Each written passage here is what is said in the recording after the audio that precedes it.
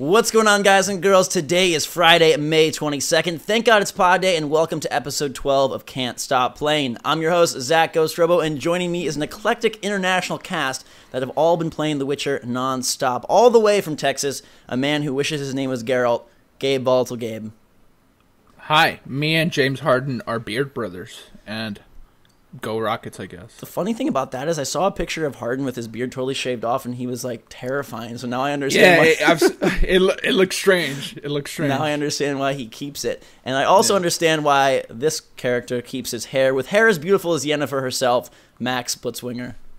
How's it going, guys? Representing Canada, by the way, because you said international, and then you went to Texas. Not very international, but okay. Hey, the way Gabe talks about Texas, it sounds like it's a whole different place, so I don't know. Yeah, it is. That's for sure. It is. And a fourth chair this week, for the first time in a long time, returning, bringing back his amazing accent, Scott GameRiot. Hello. After, like, was that 11 episodes? I've returned. Often requested. Yeah, more like demanded. Often imitated, never duplicated. You have like the Justin Bieber like hype around you right now. Everyone is always asking for you, wishing you're there, wondering where you've gone. Did we like have some beef? It's like hip hop in YouTube. I'm pretty sure Justin Bieber doesn't have a positive. Our Twitter interactions don't help any of those sentiments.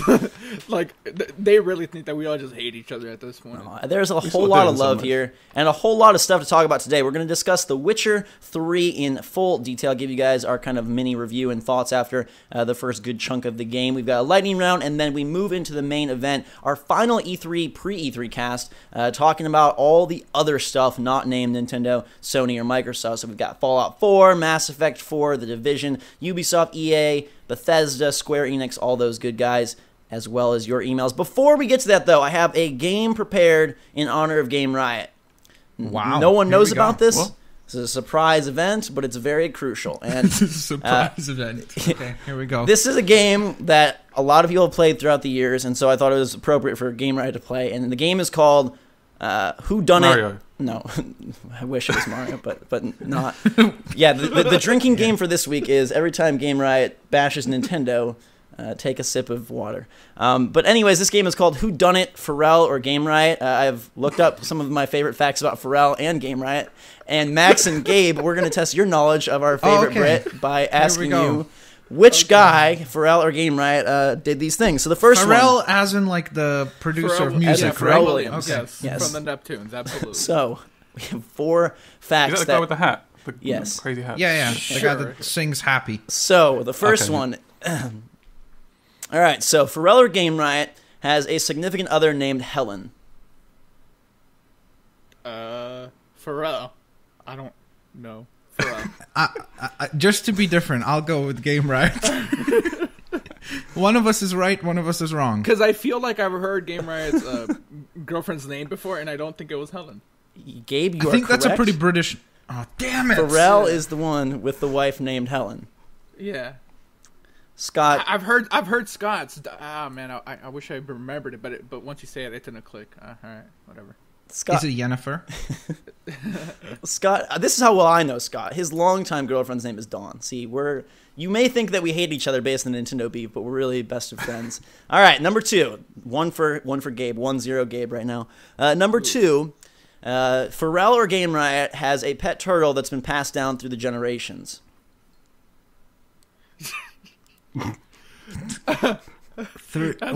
Considering GameRiot's laughing, I'm guessing it's Pharrell then. No, I think it's Scott. Final answers? What do you mean? But wait, like generations, like it has to be really old then. I'm going to guess Pharrell. I'm going with Scott. And the answer to question number two is Scott. Holy schmo! Okay, Max. Here's the thing. I'm gonna lose Texas this thing. is supreme, and next time that you bash it, you will be defeated again. Okay, so keep this going. How many more questions are there? Two. Like it's 2-0 Gabe. Max, you're at the breaking point. I gotta get in the game. Come on. You gotta get in the game. All right. Number Let's 3 throw some now. dice. This one, It's 2-0. It's 2-0, 2-0. as Max likes to say. and Game Riot's turtle's name is Thomas the Tortoise, by the way. 75 years old. 75 years old? That's amazing. What That's it's not like a house turtle then. It's got to be No, like it's a bigger. outside. It's I think he's just woken up again, but Oh. in hibernation. Yeah, my granddad's tortoise. He just walked into the garden, into my granddad's garden, and now we've claimed it as the common. Mine. Common to us. That's the coolest thing I've heard all week. That is crazy. But maybe not as cool as fact number 3 here. This here we go. person, I gotta get this Pharell or one. Game Riot's first job was at McDonald's. Pharrell. Damn it. I want to say Pharrell as well, but then I want to be different. But we've seen how that's worked out for me. Damn. Okay, I'm going to go with Gabe because he seems to know everything. Pharrell. I think I'm wrong about this one, actually. Oh, Final man. answers. Do we want to use a lifeline here? I'm Wait, going wait, final could it answer. be both? It's not both. Oh, It's not okay. okay. I'm going for a final answer on that one. All right, I'm going to go Game Riot. It is Pharrell. Jesus Christ. Gabe is the Well. master. Gabe, you and Scott clearly- must have a long history here. Clearly, after this, me and Scott are going in a Skype call, and I'm going to There's write down tension, though, every between us. detail about his life. All right, final question. We will give it to you, even though Gabe has claimed victory here. Okay, this one is worth 5 points. yeah, So 5 I points. win. This is the ultimate question. This is one of those sucky Okay. game shows where only the last question matters. Right. Okay. Final question. Final round. Pharrell or Game Riot 42. studied Oh, sorry. graphic design in college. Studied or studies. Studied. Scott. Um, Final answer, Scott. It seems like you just picked like it was always like Pharrell, Game Riot, Pharrell, And so now it this is should be where Game the, Riot. the like reverse psychology comes in, and maybe I flipped it on Yeah. you at the last question, which was worth the most points. I'm See, gonna this go is- with this- Game Riot. Yeah, Well, 'cause- same answer. yeah. Okay. Game, So I Game win. Riot it Oh. is, but bravo to you guys for both being right on the 5-pointer. so You I both- win because it was Yeah. worth 5 Right. points for me. Right. So clearly, Now To we be know. clear, I was 100% on this. So Yeah, I Scott. deserve something. Scott, you might have met your new like best man at your wedding or something right here. Gabe. Or me and Pharrell are just best friends. Yeah, maybe nothing to do with Yeah. Game Riot. Nothing at all.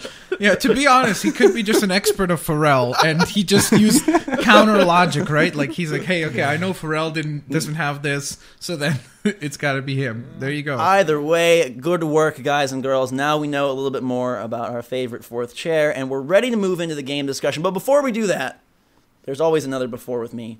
Have you guys seen Mad Max? No, I have want not to. yet. I But want to. Haven't had time. It's really good. I mean, I sometimes see him when I look in the mirror. Put him. The maddest of Maxes. Well, Yeah. No, I've heard it's an amazing movie. I heard it's like super duper stylized. It's I don't know. It looks incredible, that's for sure. So I'm gonna watch it this week. I went into it last night, and I got a lot of messages on Twitter saying, like, it's awesome, but you're going to hate it. It's awesome, but I know you're going to hate it. And I ended up, like, loving it. And a movie that, when I think back on it, gets better and better in my head. That, like, I walked out thinking it was, like, a 7.5 or an 8. And now I'm, like, firmly at, like, a 9, 9.5 out of 10. I keep hearing the term best action movie of all time thrown around. I don't know what that says for the game, but not game. It's a movie. I am super excited for the game now, like, way Yeah, more yeah, than I it's good as was. well. Yeah. Yeah, it's gonna be cool. I'm looking forward to it. I watched Nightcrawler this week. That was good too. Nightcrawler is I a- saw that when finally. it came out. That is Yeah. cool. Huh? a Yeah. good / slightly worrisome movie about if all that If stuff it really goes bleeds, down. it leads. Yeah. There you go. That guy's eyes, though. Jake Gyllenhaal, like, I don't know if you've seen, there's a trailer for a movie called Southpaw where he's, like, this psychotic Yeah. boxer. He's able to, like, manipulate himself in some pretty cool ways. Like, And his body, he bulked up so much for that. especially coming off Nightcrawler where he was, like, a weird, super, Yeah. like, indoors skinny That guy. was a freaky film. I got nightmares about that guy. Nightcrawler.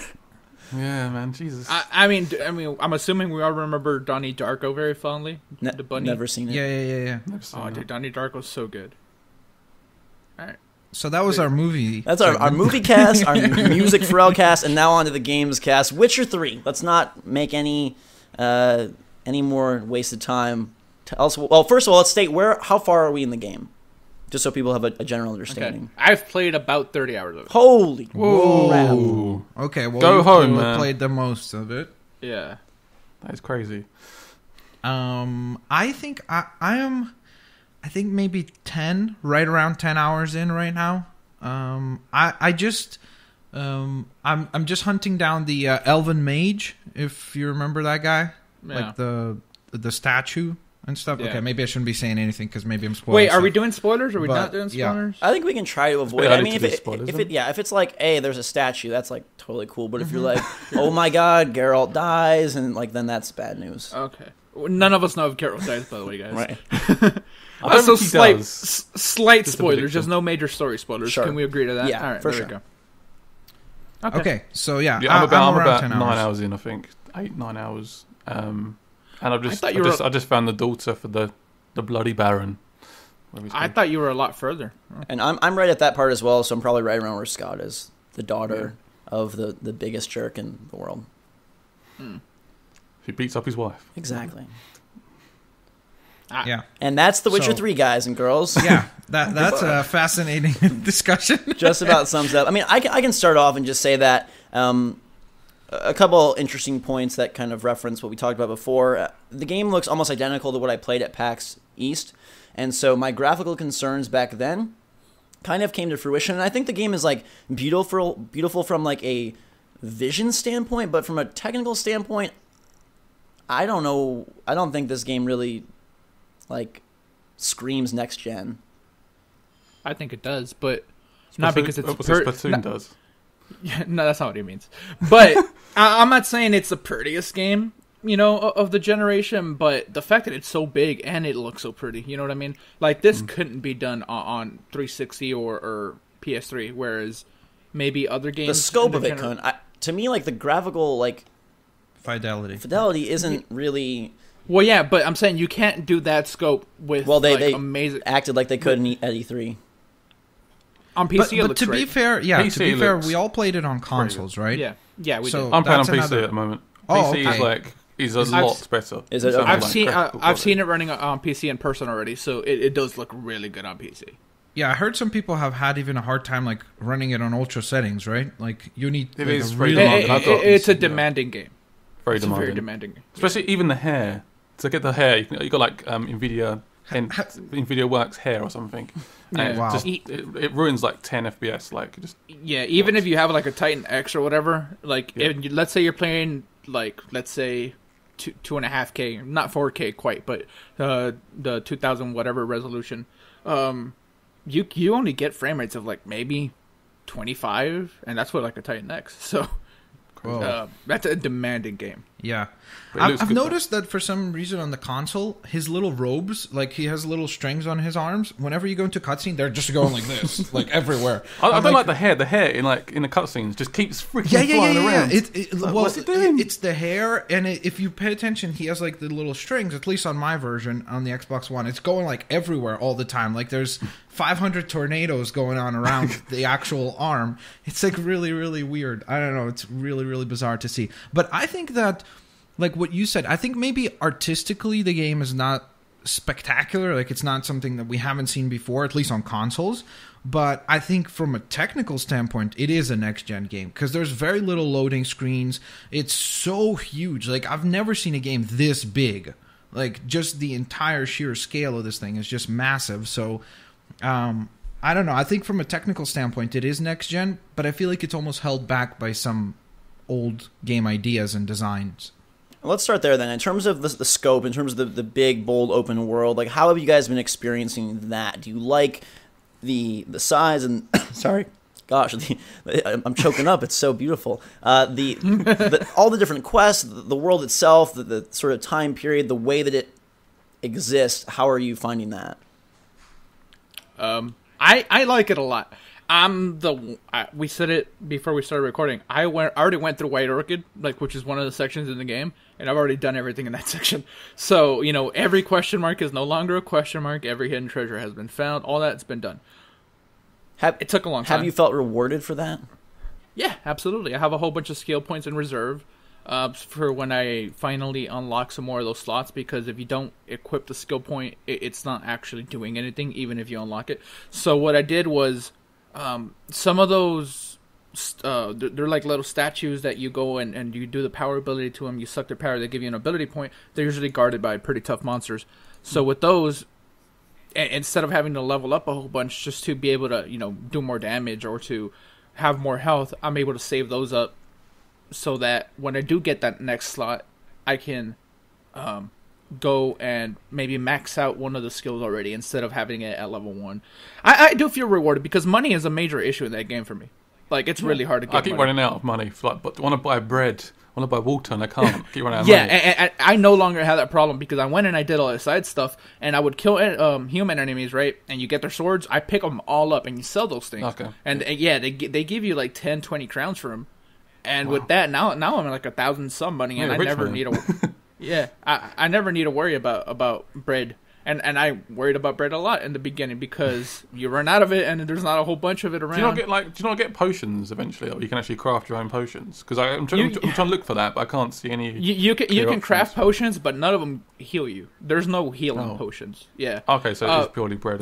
But you can meditate to get your health full, but not in our difficulty. Yeah, not in our difficulty. That's the thing I found out. If you're playing on hard or the hardest difficulty, then meditating doesn't work. Whereas if you're playing on medium or easy, you just meditate for an hour and your health is full. I'm a medium side all the time. I will say this about meditating.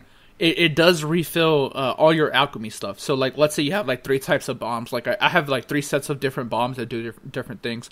And then I have, like, 3 other different potions that do different supplemental passive things to Geralt for short periods of time. They make his... The yellow bar, what's that called? The stamina, right? They make the stamina recharge quicker. Another one just makes his sword stronger, stuff like that. All those refill every time you meditate, no matter what difficulty you're on. So that meditating is still super useful for me. Cool beans. But Zach asked how we're playing. I'm playing it a lot different than you guys, I think, because I put the most time into it, but I'm doing the most menial things. Like, I'm out here doing, like, side quest after side quest, and like I said, I'm uncovering every location. Because there's more fast travel locations than the ones you're given at first. You just got to find them and stuff like that. So that's how I'm spending my time.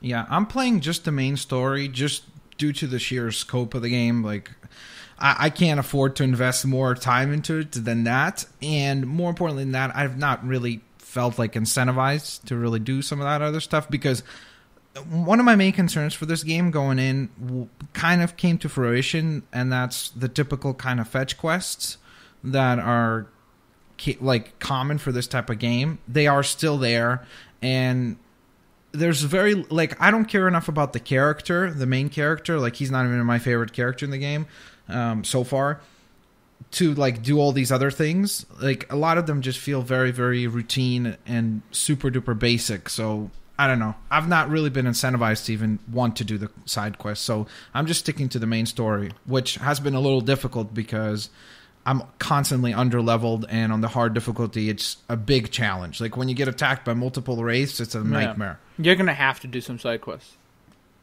And I think with those, because I didn't care about Geralt either, because I'm not super well versed in the Witcher lore. I'm just not.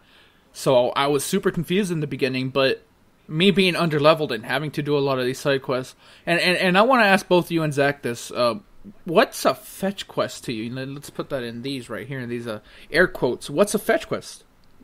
You just go get something? A point A to B, and then B to A mission. Like, for example, remember the goat mission? Hey, I need my goat. Okay, that literally go bring is a fetch my quest. goat, Okay. and then bring her back. All right, and then, to me, that's a fetch quest, yes. Yeah, but Ringing like, that bell. Yeah. There's some scripting work there that it's a little bit like old mentality. Like, did you guys on that quest? Did you guys fight the bear? Yeah. Yeah, you have to, because the goat goes over, doesn't it? The goat, walks over there. Like, it forces you to fight the bear. I fought the bear prior to finding the goat, but it's just like, I feel like if you're going for the open world idea, then let me kind of navigate through it. Like, I don't want to be forced to that thing. So I don't know. It's a typical way of stretching the game further, because they want you to fight that bear so that it's that extra length and have that extra. It's that extra, what, 50 seconds? No, but I think the point here is, like, okay, and very different games, but the comparison of, like, okay, say Mass Effect, those side quests were like, hey, build a loyalty mission so that you're able to go and increase your relationship with this character, learn more about their homeland, maybe their home culture. A lot of this feels like you meet a person and they're like, I could advance you on the quest, the main quest, but instead let me give you a bunch of BS like busy work to do so that we can say our game is, like, infinitely long. That's a fair criticism at first. That sort of stops. Like that's only a thing in the beginning. Once you get to a certain point, they stop saying, "We'll only help you if you do this." Like, sure, that's sort of how things work at first. But I also understand that over time you can upgrade your, I think it's called Axie ability, right? And you can like use that in the actual conversations, because sometimes it'll say requires level 2 Axie or something like that, and you could pick an option to like manipulate them into just giving you the information that you need. Yeah, so that Jedi mind trick stuff. Yeah. At times, it's not always present. No, it's definitely not. And speaking, I'm actually the opposite. I find the side quests like they're quite in depth in some ways, and some of the side quests are really good. Some are a bit more fetchy and a bit more sort of like a typical traditional side quest, but some are quite fleshed out. The characters are quite unique, and you sort of care about that character almost. And it's the amount of detail and dialogue that's in that game is just crazy. Yeah. Obviously, the main stuff is more focused, and there's more of a story behind it. But I like doing the side stuff. I normally try and mix in like main mission, perhaps do like a side quest, another main mission, and just try and level up that way. But that's how I go about it. Do you have a favorite one, like a side quest that stood out as like one you really liked? Ooh, I don't know. I keep getting mixed up between the side and the main sometimes. If you want to think about it for a moment, I want to talk about the one with the little blue guy in detail because it sounds strange, but I'll get into it in detail. Geralt goes to this village, well, not even a village, it's a little hut in the middle of the forest, and there's these kids there, and he needs information from these kids to give it to whoever gave him the side quest. And the kids won't talk to him because they're scared of their grandma. It's not their real grandma, but the old lady taking care of them.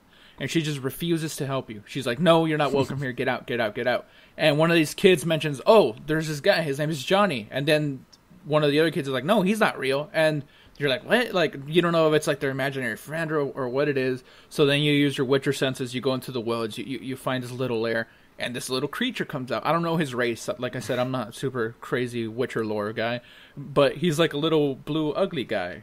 Oh, wow. That's a very technical term. Technical. Yeah. and he has no voice. Like, he just is communicating just by pointing and stuff like that. Geralt's filling in. Does he like pantomime? No. He's like... Geralt's filling in the blank or whatever, and you help him. He tells you that he can't talk by not talking, and you help him get his voice back. And after his voice, he feels so he gets his voice back. He feels so liberated. He starts doing the "she sells seashells by the seashore" type thing because he just missed talking so much because his voice was taken. You got it back for him, and he decides to help you because you helped him. And he goes, talks to the old lady. The old lady's instantly like, "No, you're not welcome here either. Get out of here. You're nothing but trouble." But this little creature boy does like this voodoo on her to like help you, and it's actually quite touching. Like, that little boy, man, he had a rough life, and he's the last of his kind, and it sucks that he's out there living in like a mini cave in the woods somewhere. It was a sad side quest. I liked it a lot. Yeah, so from what I heard from other people, like some of my friends who have played it, they have even said that side quests are better than the main story, like in many aspects, because it doesn't have like one overall narrative. And then the other thing I wanted to bring up, I think this maybe is kind of like a defense of maybe why specifically I don't find the game to be maybe the 10 out of 10 that many people set it out to be. I think maybe a key element is like he's a Witcher, so basically part of his job or the whole idea of his character is to be a hunter. So no matter what, all of the quests that you ever do are going to require those skills. That's the skill set that he has. So you're always going to display that as a predominant skill set. So maybe I just don't particularly care for that much because in practically every which way, he's just always a hunter. Like, you're either hunting down to find somebody or you're hunting down a prey to kill somebody. So you're always using that particular skill set. And maybe just to me, it doesn't appeal in that sense. So yeah, I mean, some people's issue is like, oh, Geralt doesn't have a personality, he has no feelings. That's sort of a thing. Witchers are stripped of that. The mutations take... But I don't think that's an excuse. Like, oh, our character, he was like, really sad as a kid, so he has no personality. Like, well, no, it's not that. These are mutations. Yeah, I know, but that's like, so you're covering up the fact that your main character is not interesting by the fact that he had a mutation to make him not interesting. That's the story. Yeah, but... I mean, I don't know. I guess like, my this is based on books. Oh, I know that. I'm just... I guess my issue is I feel like the scope and grandeur of the game kind of blurs everything else from needing to be great. And like, to me, I try to break it down individually, and I look at, okay, the story. To me, and maybe I don't have like enough of a grasp of the Witcher lore, but the story is quite convoluted and not very involved. Like, there's not a whole lot of, it doesn't do a good job, I feel, of like wrapping you into it, at least for me. Like, I wasn't brought into this world to care about Yennefer and Geralt and these people. They're kind of just there doing their, you know, posturing around. Oh, go find, you know, Ciri. Oh, go help the Emperor. Oh, whatever. So that's that thing. The combat, I find the combat is the weakest point, I think, of the game. I think personally. I like the combat a lot. Maybe I'm alone in that. I don't know. I just don't like when there's multiple enemies. I just find it absolute sort of nightmare to play. It just gets frustrating very quickly. I'm like dodging. I'm like, you can do like a roll. You can do a quick dodge. I say this to everyone. Quen is your best friend. I feel like maybe not you guys, but everybody else that I've talked to, because I've talked to a few friends that are having a hard time with the game, even on normal. I'm like, how? And you know, they're explaining to me how they're playing. I'm like, you're sort of doing it wrong. Like, you're supposed to but use then you Quen should have been taught how to play it properly. You know what I mean? Like, it's the responsibility of the game to... Not really, because in the tutorial they just tells say... you, Quen does this. Yeah, but they tell you, here's everything you can do. Figure it out. And Yeah, sure. So in that regard, like, I do think that the game is definitely challenging, but to be fair, look, we were praising Bloodborne for that. I just think that the difference there is that Bloodborne's challenge almost always feels like it is my fault when I make a mistake, whereas here sometimes I just feel like it's just so many enemies that I can't, like, I just panic. I'm like, okay, let's put down a trap and then back up and then try to put on a shield. Oh, I've been attacked already and half my health is gone. And maybe some of it also is like where the limitation lies. Like with something like Bloodborne, the combat limitations are your own skill, right? That's pretty much what you're limited by. You can win with, it's been proven, a naked character with no shield and a little stick. Like, you can win with that. In The Witcher, like, the reason you're casting Quen is because you're overwhelmed and your guy isn't, you know, whatever enough. And the reason you're going to get this money is because they've consciously limited the flow of money. I feel like a lot of the game is superfluous because of purposeful limitations that, yeah, I understand why they put them there, but it almost feels like, well, if only they would have made this more streamlined, I wouldn't even be dealing with this. For example, all the crafting, alchemy, all that stuff, I so wish that was just boiled down to shopping for this stuff, because then all of the time spent going and looting these meaningless houses that have meaningless loot, because I don't know what any of it does when I pick it up. All this time is spent on these... Just because you don't know what it does doesn't mean it's meaningless. No, but it's meaningless in the sense that I'm not picking up and be like, holy crap, I got the health potion, now I'm pumped. I got, you know, whatever, swamp mushrooms, and I got this one dust. And so you're in effect just pressing A to gather everything to then eventually create something, and it feels like there's just so much tedium there that could easily be streamlined and then make it more meaningful. And like the bear, okay, I found the bear like Max did before I found the goat, and I saw the cave entrance. I was like, whoa, this cool cave, a cool bear. I get in there, absolutely nothing there. And, you know, I'm not saying you have to have magical loot at every, you know, cave, but if we think of games like Skyrim, a lot of times you were rewarded for exploring by a grand vista or maybe a magical piece of armor or just something really cool, a scene. Even in a game like, take BioShock, you're not necessarily finding like, oh, a secret plasmid, but you were finding a very evocative scene of like, wow, this guy murdered himself on this desk and left a note here, or an audio log. You get that here constantly. The times I've explored, I found monsters in an open plain, and I found empty caves and hills. That maybe that's just my experience, but I don't see the reward for exploring except to check a box. And I feel like if the reward is money, then that is bad game design. Their conscious limitation of the money flow is what's forcing me to spend more time in order just to experience the game. I want to touch on a couple things you said, because at first I was right there with you. I mirrored your sense as far as the alchemy goes. I was like, this is so dumb. I don't want to craft these things. Just give them to me. Let me buy them. I was right there. Mm-hmm. But then I actually tried the alchemy. I got the grape shot, which is one of the bombs, and I got one of the potions. I forget the name of those, because the names in this game are ridiculous. If anything is terrible about this game, it's the names. But you do them once, you craft them one time, and now you have them forever. It's not like you got to be crafting them constantly. So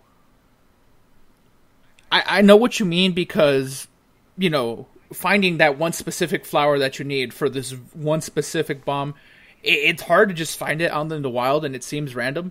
But go to an herbalist. They sell them all, right? So go to your crafting, see which ones you need, go to the herbalist, but buy why them. is this broken down tediously? Why can't I just go buy the dang potion? Like, what is... Because it's a hardcore RPG, dude. I guess maybe I just take issue with this being what feels like a very old-fashioned design philosophy. Because then you have a Mass Effect effect. That's weird. But you water it down too much. You simplify it so much. Like the jump from Mass Effect 1 to Mass Effect 2. At first, people weren't happy. They're like, no, this is too action-based. This isn't an RPG anymore. And at one point, taking what this game is and simplifying it that much, it becomes Batman, basically. Okay. Because it's just an action game. And if you're going to take all the RPG elements out, if you want to just buy everything and not have to look for it, if you want to not worry about stats, then it's not an RPG, really. It's just an action game. I mean, you look at something like Skyrim, and we talked about this off-air, like the upgrades in something like Skyrim or in a number of other games we discussed felt much more meaningful than like plus 2% to attack speed or... How? Because you're acquiring like an actual new skill. As far as I know, you don't get new signs in this game. No, you're not getting... Right, so you're acquiring an actual skill or something that modifies your character. And the other thing about that is, in those games, you're rewarded for accomplishing anything pretty much. Here, if I'm going to explore, I better find some good loot because killing monsters sure doesn't give me a lot of XP. And I'm not improving my skills based on using them. So therefore, it's like... does it give you any XP at all, killing monsters? Yeah, it gives you 0 XP, but it does give you... What the heck is that? Like, it gives you rare ingredients to craft certain things. I think that's done to probably have the difficulty spikes that they have, because that's one thing that this game has that's a little weird. It's like sometimes you'll be going and you just basically going like a hot knife through butter and it's so easy, and then all of a sudden it's just this ridiculous scene that is super duper challenging. And that's something that I think The Witcher has been criticized for before, like having weird and odd difficulty spikes, like where it's suddenly really difficult, then it's really easy, difficult, easy, and so on and so forth. So I think that's why it is interesting though, because as much as they adapt all of these old school mechanics, but then they don't really favor grinding. Like typically when you think of an RPG, you think of, okay, I'm going to go and grind, you know, I'm going to go beat up a whole bunch of little enemies to get a whole bunch of XP. Here you can't do that because you're not getting experience for it. So you're not going to be able to power up your character that way, which then, of course, maybe is exactly why they have only the alchemy system, because that's the way that you power yourself up, is through having other access to other resources like new bombs and new or more powered up spells or signs for yourself. So maybe that's what they were going for. Yeah, and then that makes sense. I guess the flow of that just breaks down for me because it's like, when I kill enemies or I see monsters, I have no indication. If you're not going to give me XP, which is a very defined system of improvement, I have no indication that killing these monsters is going to lead to any improvement. Maybe I end up just finding ingredients that I already had. Maybe I find random... Like, where is the incentive to explore and use this giant world? Like, that's my main issue, is that I don't see... If it's not going to be visually, if it's not going to be loot, like, what is the incentive? I'm not even, like, I honestly wish this game just gave me XP. Don't do the loot, don't do the scene, like, the epic sights. If I just got XP from fighting monsters, I'd be wandering just to make Geralt better. But to me, it just feels like people, they want you to explore, like, because we've built this world and we deem that you should. Like, there's no... Well, to be fair, like, Scott, you said you did some side quests, so what incentivized you to do it? Like... story, or... I was just going to talk about what GhostRobo was saying about just avoiding enemies altogether, because I saw those little weird fishy standing up human things. I don't know what they are. Yeah. There's like a pack of 6 of them Drowners, in the water. I think. Yeah. I was like following some like I was doing like a Witcher contract, which is like another side mission thing. And the footsteps, I started following the footsteps, and there's water just in front of me. I was like, okay, fair enough. And there's just like all these creatures in front of me, so I just jumped on Roach and just went around them because I could not be asked to fight them because it takes too long. The combat again isn't. The combat is just annoying. I want to come back to what Gabe said as well. What does he mean by like the perfect way to fight or combat? I don't know. What is the best way to fight 6 of those things? All right, here's the way I do it. You see, let's say you see the little red dots on the minimap. You know they're like a few feet that way. All right, you stay back. You use Quen first of all, so that you can take one hit without taking any damage first of all. And you have Quen upgraded, it'll push the enemies back. All right, so you have Quen, and once you use Quen and you're not fighting, it pretty much instantly just gives you all your stamina right back. So then I have it available so that I can use either Igni, so I can do the fire thing on them, because drowners are weak to fire. That's another thing. People need to check the bestiary more, because it tells you what each different enemy is weak against, as far as science and potions, things like that. So what I do, I use Quen, I get my stamina right back, and then I'm ready for the battle. I run in there, I draw one out if I can, I instantly kill him, sometimes without taking any damage, because you can counter. Countering is definitely a thing. It doesn't only work on humans, it works on close to every enemy type. Not all of them. Obviously, you can't counter a griffin, but those drowners you can counter. So you block their attack, then you still have your Quen. You kill him, even if it takes like 10 or 15 blows from your sword to do it. Then you're starting to thin out the herd a little bit. They start coming at you. By that time, you have your ability to use another side back. You'd use the telekinetic one, or you mind control one of them. Why don't you just end up using the same one over and over again? Like that's. I haven't found any need to use anything. I have a rotation of no, you have to use different based on their weaknesses. Because the wraith, the wraith you have to trap. You have to trap those wraiths, because then you're gonna have a hell of a hard time killing them. Yeah, especially the higher level ones. You need the night wraith, man. That night wraith is that the magic trap? Sorry, is that the one that goes on the floor? Yeah, the one where once they're inside the trap, they can't do that phasing thing. So. Yeah. Because that's the regular wraith. There's also a night wraith that I guess only comes out at the night. The only reason I fought her is because I did the Jenny of the Woods side quest. I don't know if any of you did that. It gives you a very cool sword when you finish that side quest, and that's why I did it. It has 2 slots for you to upgrade it, and it does a good amount of damage. So, I use Quen, use the science, slow her down, beat the crap out of her, and then outside of the wraith though, I fought everything identically. Attack, block, Axie. Attack, block, Axie. Or whatever, Igni, I'm sorry, the fire one. Yeah. Igni, like I said, go into the bestiary. But why? Why do I need to do that? So that you can see what they're weak But why? against, If I'm playing on hard and I beat everything without it, why? Here's the deal. That's fine. My sword breaks consistently, which then requires me to go get a repair, which is hard because money is limited. Do you use the wrong sword at the wrong time then?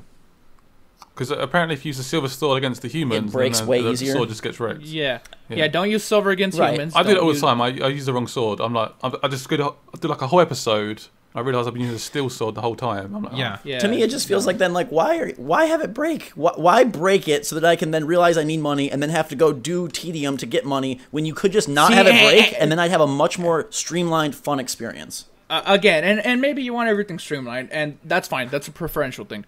I don't mind this because I have like 5 or 6 swords at me at one time. So one breaks, I equip another one, right? Let's say that one breaks. When I go, now I have 3 or 4 broken swords, I break them all. I don't repair swords all that often at all. Okay. Because I have so many. And I still have room to just be selling all the other ones that don't do as much damage as my I have 3 set swords, I guess, as far as steel ones go, and I have 2 of the other ones or whatever. And those are my rotation. So one breaks, I equip another one until my 5 swords are out, and then I go and repair everything. But by that point, I already collected so much other crap that I can sell it, and I have enough money to do it, and it doesn't really do a dent on my crowns at all. I'm basically right around 950 to 1,100 crowns constantly. So buying things for me isn't an issue anymore. And you want to know what the reward is for doing side quests? That's my reward. I don't have to worry. So you don't have to be bored and complete all their tedium because you did enough tedium previously. See, side quests aren't tedium. If I'm having fun, if a cool story is being told with the side quests, which some are, yes, there's fetch quests. It's an open world RPG. That's just going to be a thing. But there are some that stand out. And all of that makes it so that I don't have to worry about having to buy food or water or having to repair my swords and then just not have any more money. I can buy a new piece of armor and not worry about it. I'm cool with it. That's my reward. Do you ever get to a point where you can sell stuff for more than 1, 2, 3, 4? Or yes. Yeah. There's certain. I pick up this armor, right? It's really good armor, stat-wise it's a lot better, but it looks so ugly. It makes Geralt look hideous, so I just won't use it. There's a lot of ugly armor in this game as well. Dude, the armor is ugly. Yeah, all the armor's ugly except the default one. I upgraded the default one. That's basically what I have to do. Do you have a mask at this point? No. Oh. Do you have a mask? I heard that you can... No, I don't, but I heard you can find really funny masks. Yeah. Some of that armor just makes him look fat. I don't understand That's it. funnier. That's cooler. You just got beat up by a fat guy hunter. Fat clown. The reason I bring up the money thing is because I picked up a couple of things that said that they can either be broken down or sold for a hefty sum at like merchants, and then they'll be like $5, and I'm just like, like it's this golden candelabra $5. Here's the thing, Zach. Go to another merchant. Different merchants have different prices or whatever. If only they advertised what they were buying. Like, it's so... It's really, really, really in-depth. Like, I think that's what we can definitely agree on. I think that generally speaking, myself and you as well, Zach, to me, I said, I prefer Shadow of Mordor in terms of the fact that it's a lot more streamlined and it's a lot more like... go. So that's more of an action game, isn't it? Yeah, exactly. Yeah, so that's why I think that this game is very much maybe a game that I just simply can't really get as much invested into as I would typically like to. Maybe it's just I'm not into those types of games anymore, and I think that's what it is, because I can certainly see the quality being there. Like, it's a quality game for sure, and I don't doubt it, and it's just, for me, I prefer much more of an action experience than having to do all of these things that require so many different layers of completion.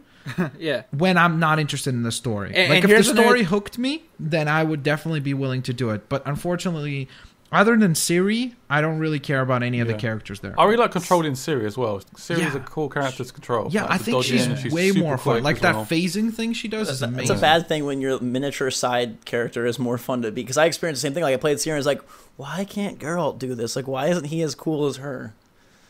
Yeah, and she doesn't even have Witcher powers. Yeah, no, she never went through the mutations. So what do you love about this game? Like, is it just a sum of its parts, or are there specific qualities that you do adore? Does anybody here, like, love the story, or love Geralt, or love... We all kind of said the combat, not really our thing, but... I can't even say I love the game. Okay. See, because I agree with what you say in certain ways, but you word it so much different than I would word it, right? Like, everybody's making a big deal out of that 110 that this game got, because the game really got 110 from one major site. It does have a 92 on Metacritic, which is pretty dang high, all things considered. Yeah, sure, and I don't disagree. But do I think it's do I think it's a 10? No. Would I argue if you want to give it an 8? No. It's all personal, and like you said, you and Max, your time is more valuable to you. You don't want to. But is it really all personal, or at a certain point, just because it's doesn't mean it's quality? I'm not saying The Witcher's not quality. I'm just saying, those side quests or those tasks or exploring that you find fun, that doesn't necessarily mean it's good. But just because you don't like it doesn't mean it's not good. And but I'm asking you to tell me why it's good, and that's what I'm asking. Like, it's good because it works the entire time. It's not broken. It works because I'm having fun while doing it. It works. It's good because none of these things say the stories are cool. Though. The stories are good. Okay, you like the stories. Okay. The little stories in some of the side quests. Some, because there are fetch quests. Okay. And some of those side quests make me want to do every side quest just so I can get to that next really cool one. You know what I mean? For me, it's like a combination of like everything together. Like, I like the characters. I like the sort of world. I like the combat is okay. It's still fun. It works. It just perhaps doesn't appeal to me, but just everything that's all put into one is like a really good package. If there's a game to like recommend for like the summer or like the spring, whatever, this year, for me it'd be The Witcher, because you can put so much time into that game. What about Batman? Yeah, Batman. I'm holding off for Batman. Okay, well, Batman maybe. Sorry. We haven't played Batman yet, have we? So I have no idea. But yeah, I really like it a lot. Generally, I'd recommend it. I like it on the console, PC, and everything. I'm sorry I cut you off there, buddy. But Zach, I have a very cool question, and the question applies to all of you. Ooh. For me, when I play the game more, I like it more. What about you guys? The more you play it, do you like it less, or are you liking it more? I'm liking it more the more I play it. Okay. That's what I figured. Yeah, I think the story generally is getting better. Like, I think that the whole storyline with the botchling is the first thing that is like interesting to me.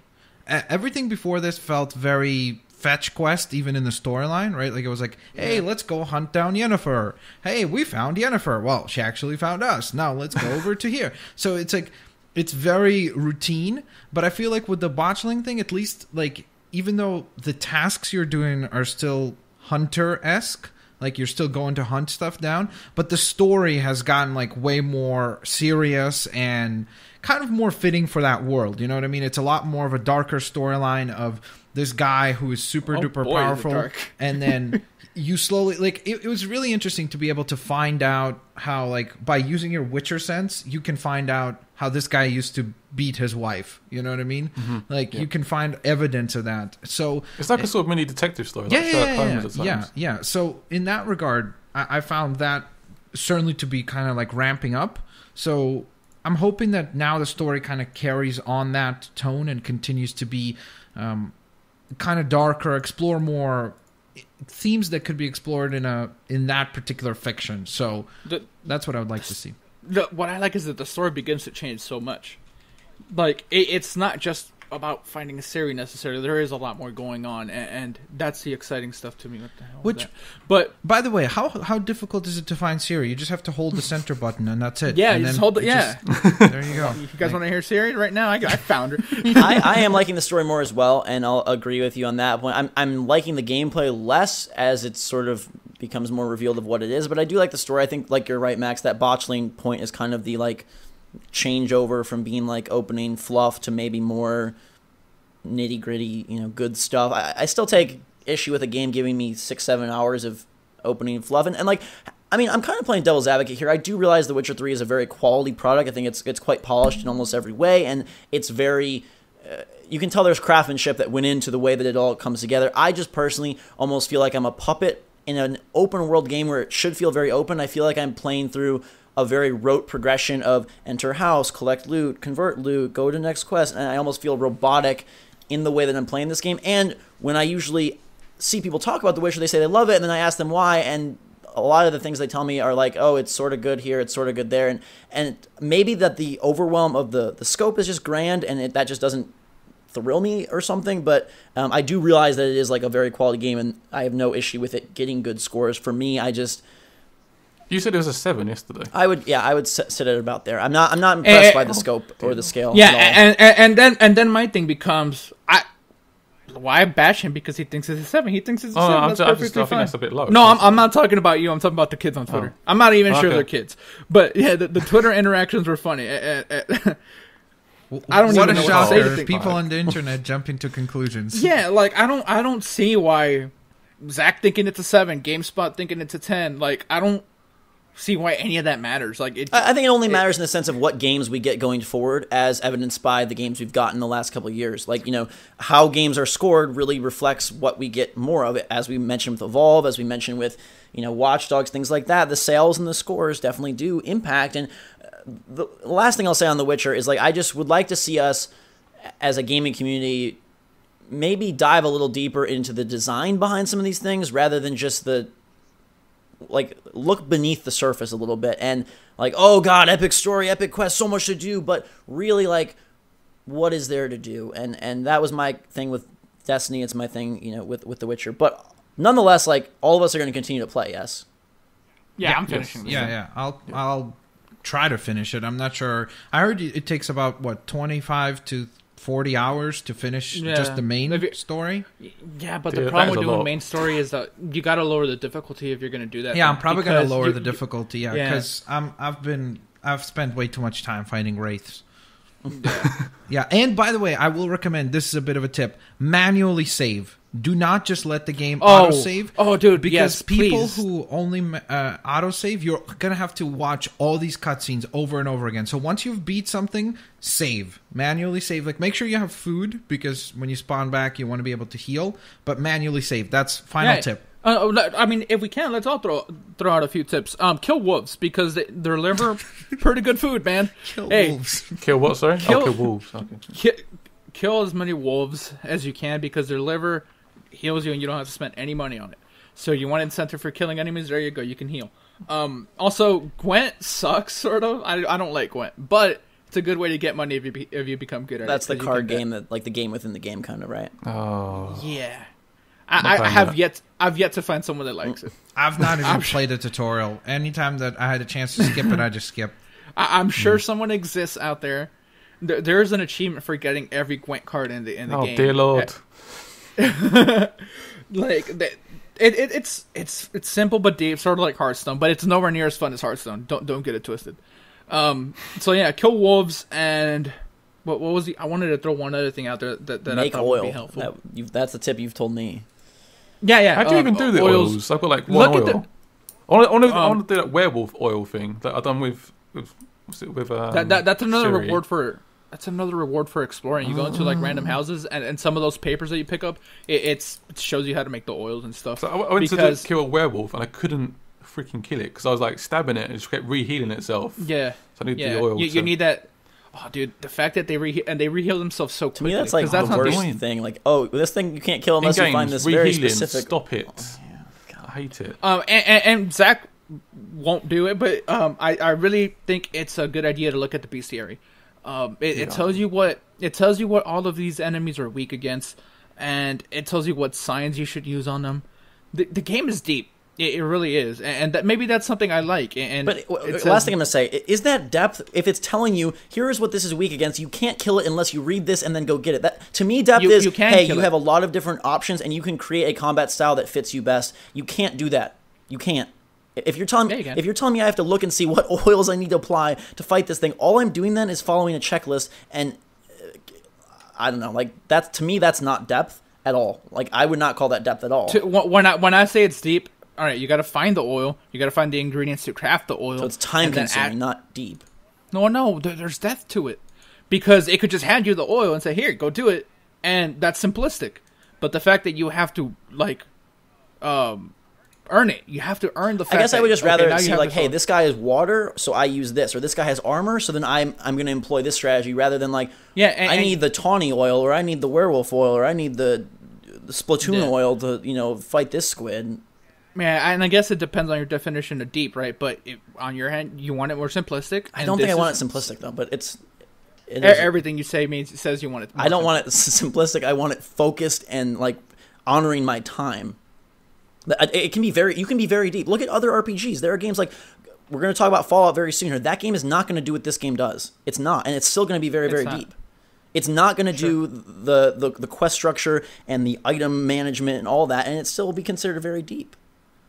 And it's not simple. But that's with guns, though. It's a bit different. It's yeah, like a gun. You can't do much with guns. You just shoot something or you don't shoot it. They totally could do, you got to put this kind of oil in the barrel and this kind of bullet and this kind of... They could! It still blows up. It still goes through something. Oh, wait. In Fallout, there is different ammo types that work against different... Yeah, but it's not... Yeah, but...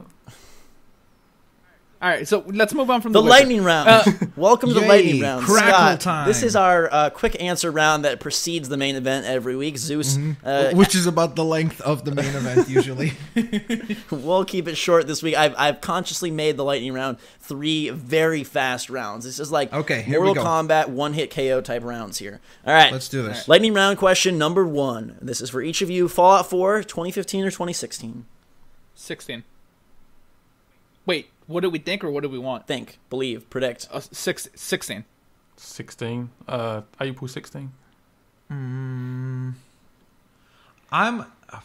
gonna say 2015. I think it's gonna come out this holiday. Look, we all saw how the Pharell thing went, so that thing is not coming out this year. Listen, on game predictions, I'm actually the best on the show. So yeah. I think November 2015. Step your Pharell knowledge up, bro. I think 2015. I think it's gonna be 2015. If it is 2015, I'll be so hyped. It's unreal. Yeah. For 2016, you're just like, that's it. Not excited. No, I'll still be excited for it, but I'm hoping we see. I keep hearing we're going to be seeing gameplay as well, which is exciting. I think we are, yeah. Yeah, I think Bethesda is the kind of company that will show PC gameplay. Of course. Yeah. Stuff is happening. I mean, whether the game comes out in November or April, right? Like they better have gameplay, right? Like if they don't, I don't see Bethesda not showing gameplay. They'll have gameplay. All right, number 2. See, we're going quick here. Round 2. After its latest delay and some of the confusion regarding what it even is, will The Division end up being a major success or major flop in 2016? Flop. Neither. Easy peasy. I say neither. Just a mediocre blah. Like success by what? By review scores? No, I guess I'm talking more. Yeah, more in like quality, not sales. I think the game's going to get pre-ordered to hell and back. Well, because you've made it clear that review scores don't mean quality. No, right? Okay, so I'm not outside of myself. Like Witcher 3 is still quality, even if I don't think so. That's fine. Sure. But I'm saying The Division, knowing what it's gone through and where it now is apparently dropping, in the first half of 2016. I think it's going to be like high 7s, low 8s. That's what I think. Yeah, that's what I'm. I think it'll be in that. That's my territory. Yeah.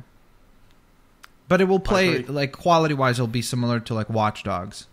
Scotty too hotty? It won't look as good as the E3 we saw. No. That's a lock.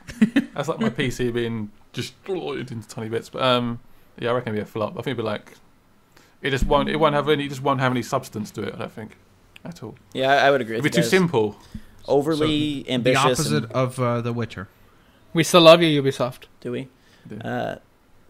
Please show us games at E3. Lightning round, final round, number 3. Look at this, rolling right through. This is ridiculous. Number 3, 2K in their earnings call that Gabe thinks is partially fabricated, said that they have a major AAA IP releasing fiscal year 2016, which is basically now till like the beginning of 2016. What do you guys predict that AAA game is, and will probably be revealed at E3? Mafia. We spoke is about Mafia it AAA? Mafia.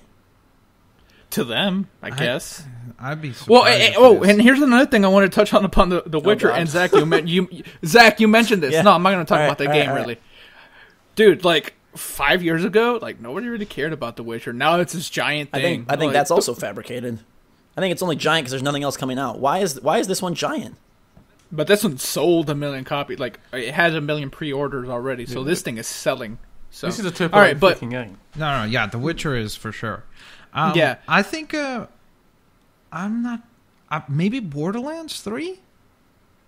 Already? Maybe they announced it at E3. They just started working on it. Did they? I could have sworn they said. Remember, Randy Pitchford said, "Hey, we need you guys." A lot of people are hopeful maybe it would be like a new Red Dead Redemption, but they clarified this is not from Rockstar's sector. It's from 2K out of Take-Two. Because I don't know what else do they have that's AAA from 2K. BioShock is what my hope is, that they come out with a new. I don't know. So so Red Dead is Rockstar, and Bully's Rockstar as well, isn't it? Yeah, that Bully game. Yeah. So what can it be then? Yeah, that's what I'm saying. It's only. I mean, they've got like XCOM, Mafia, BioShock, and new IP. Yeah, it could be a new IP, right? No, it won't be. No, they said didn't they say it's established? No, I mean they didn't say, but they do have Battleborn coming at the end of this year, early 2016, which is new IP. So my gut would say that this would probably be then.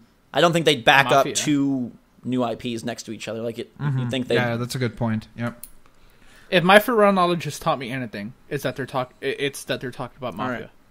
That's what it feels like, because there's been rumors about it, and Mafia 2 did well enough. So I heard Mafia 2 didn't do that well, like in terms of like sales and reviews, basically. There's been rumors that it's being worked on. So. I just don't know who would be excited for that game. Mafia fans. I like people Mafia. who like a lower grade GTA. Are we going to speak about Assassin's Creed? Yes, we will definitely get to that. We can move right now into the main event where we discuss your thoughts and ours on the third parties. There's a lot of press conferences this year, the typical ones like EA and Ubisoft, but also Bethesda and Square Enix stepping into the fray. And the PC conference also. And the PC conference made by... Axiom Verge too. I'm joking.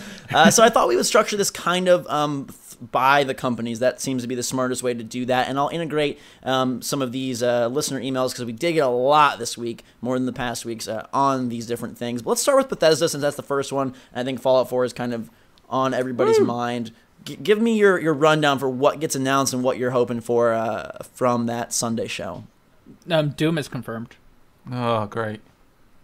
No Doom love? I mean, honestly, would that just be like multiplayer, or would that be single player? I'm not really that. Doom. I'm not crazy into Doom. I don't know anyone that's crazy into Doom. I'm surprised they're doing it, to be honest. I'm too young. I really don't think that Doom is as like big as people think it is anymore. No, I really think I think it's not the older audience, perhaps. Like yeah. But the weird thing is, like, you see, maybe. the median age for a gamer, from what I heard, is like 31 years old. So maybe they're there. Yeah, maybe it will work. You know, maybe there. And here's the other thing: it's a like reboot type thing. So it's not Doom 4. So I mean, it could bring a new audience. Is it just called Doom? Then, is it, or is it going to be called? Yeah. Okay, it's just Doom. So it could be my favorite game for all I know. I don't know. But yeah, Doom's confirmed to be there. We're gonna assume Fallout, Dishonored maybe. You think we get Dishonored 2 or like a Dishonored remastered? Because that's been heavily discussed. And there was even a listing that showed up. Remastered. Nah, we're getting a remastered and like a tease for 2. They're like, hey, we're gonna sell you 2 later, but we're gonna sell you 1 again right now. I'm gonna sell you a beta inside the remastered. Yay. Yeah. If they had multiplayer to it, they would, but I don't think they'll do a beta for a single player game. But they have to unless like a humongous portion of the show goes straight to Fallout. They have to show at least. It would be a big. Else. I think it'd be quite a big little 30 minutes Fallout. Yeah, just juicy Fallout. But I also think we see a new IP. Z Musselman wrote in and said that he believes that they will show Elder Scrolls 6. Do any of us think that you think it's too early for that, Gabriel? What instead of Fallout? Or Zero chance. Zero chance. Zero chance. No way. Less than 0. Less than 0. That one I fully will try catch up if it happens. That's not. We gotta call Bethesda up right now. Yeah, we gotta put this thing together. Just do like an EA I got thing, Guillermo del Toro's company on the phone. We'll get this thing No. organized. We'll get a trailer. I'm sorry, guys, but Elder Scrolls isn't happening. Not yet. They can't have Elder Scrolls and Fallout in one conference. The world would just blow up. Yeah. You see, like if this was EA or somebody like that, I wouldn't be surprised if they do like a just the title appears, right? Yeah, and that's it, and it says this is concept title art. This is not the real thing. Like if it was them, maybe, but I just don't see Bethesda like showing. I for sure think we're seeing Fallout 4 because now with this whole Guillermo del Toro thing that happened, it's obvious that we're gonna see a trailer for sure. But I also think that the reason why they're doing a conference is because they're going to do like an actual showing for it. I think that they're going to have 3 big games, like you said, like Dishonored, Doom, and Fallout 4. And I don't think they're going to tease a new Elder Scrolls. I think that's next year's E3. Because here's the other thing people need to remember. Bethesda publishes games and they make games. Like the Evil... No, is that Bethesda? The Evil yeah. Okay, the Evil Within they published, they didn't make it. Yeah. So... they're not making Fallout and like the next Elder Scrolls. Like I'm sure there's a smaller. That's the same team, though, isn't it? That's the same team that works on Elder Scrolls and Fallout. Yeah, like they just can't. Like it's not a thing that happens. Yeah. So. I think we for sure get Fallout 4. It's been 7 years since Fallout 3. It's a long time. Even if Dishonored Remastered comes out this year, I've heard some people say, well, that'll be their fall game. A publisher like Bethesda with a show at E3 now, you don't come out and say, this year we've got Dishonored Remastered. Like I firmly believe Fallout 4 will come out this year. I'm worried that they're going to end the conference with like a really small little teaser and just a date. Like so, like a CGI trailer for Fallout 4 and just like a 2016, and then just end the conference. But how? Which would be so sucky. You don't think if they're renting the space and paying all this money that they're going to have something like crazy? Like why not? No. Scott said that would be sucky if they did that. Yeah, I don't think. I hope it doesn't happen. Oh, okay. I sort of think it may happen. Okay. You know what these conferences are like? I don't know. Like, I doubt so it because of the fact that they're doing a conference. Because what are they going to do for the other, like, what are they going to do? 30 minutes of Dishonored, 30 minutes of Doom, and then 3 seconds? A Fallout, it's just showing the Fallout 4 logo is enough to get people hyped. Yeah, of course. It's going to be enough to get hyped. But I think that what they'll do is most likely they'll be like, here's the things that you can expect. And then they'll do like a demo, like kind of what we've seen before with like Naughty Dog when they do an announcement. A lot of times, I want to see like a long gameplay, like 20 minutes of just gameplay. Yeah, shooting mutants in the face, seeing the gameplay like on PS4 or something. With Fallout 4, like, what do you guys want from that game? The main kind of point of contention I hear is like bring back VATS fully or advance the shooting so that it feels like a shooter.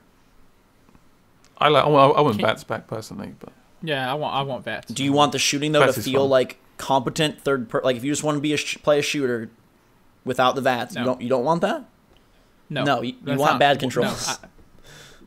No, it's not that I want bad controls, but I also don't want this to be an open world shooter. I think that would be hot shit if you could shoot really, really good. Like dice roll shooting where I hit him in the face, it missed because the dice didn't like me. Like to me, that's like. I prefer cold shit myself, all right, but no, because if they make it a shooter, then I don't know. I don't want this thing to get watered down so much. Isn't it already a shooter though? Like, yeah, sort of. Because like VATS, like I don't know how you played VATS, but my VATS experience was stop time, face, start time. Like, no. Unless you play there's the more wrong to it. There's more. Well, you shoot the leg, you shoot the arm. I beat the game. It worked. Yeah, but you struggled though, didn't you? With the headshots. That's their weak spot. Get up. 50% headshot. You went for the head every time. I did.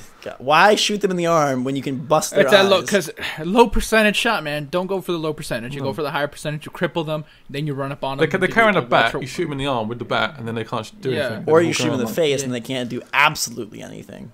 Well, no, you want to torture them. If they have a bat, they have the gall to draw on you. You shoot his arm off so he learns, and then if he decides to draw with We're seeing a much darker side of Gabe here. You want to torture them. You got to shoot them first in the arms, then take their toes off one by one, clip their nails.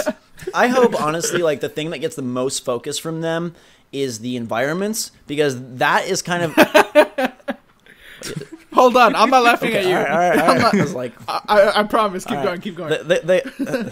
Wow. The captivating nature of Fallout for me is the post-apocalyptic scenario, and like after seeing Mad Max last night, if they would barge a little bit of that craziness, I think it could create some really intriguing environments to explore, as opposed to just Fallout 3 like was beautiful, but a lot of times it was quite limited. I felt like New Vegas opened that up, at least for me, more, where I was like, oh, I'm going to go search over here and find this random factory in the middle of the desert. And like that kind of stuff was very rewarding to find like these kind of cool mini narratives throughout the world. So if they deep dive a lot of their tech into environments and exploration, I doubt it, because isn't it usually set in like a realistic city, like post-apocalyptic, of course, but like usually it's set like in Boston or something like that, right? So it's not going to be crazy like Mad Max, well, where it's not like totally, but wouldn't it be so much more fun? No, if there was like I would prefer a giant that. tower instead of just absolutely, we're in the doctor's office and we're making. Would you like bullets. like a car to go around in as well, like a Mad Max car? That would be amazing. That'd be cool. But I guess we'll just get to play the Mad Max game. Yeah, sure. Yeah, I think the Mad Max game looks pretty darn awesing. Like that was a good gameplay trailer, that's for sure. And it had gameplay, a gameplay trailer with gameplay. That was the miracle of that thing. Fallout 4, like, do you think we get any like oddball weird things like a co-op, or is it just going to basically be an evolution of Fallout 3? They can't do co-op. They can't do co-op. Nah, Bethesda's so against it. Like, they're not doing even co-op. though they're making Elder Scrolls Online and putting it on consoles, which is a complete... Yeah, but that's a side project.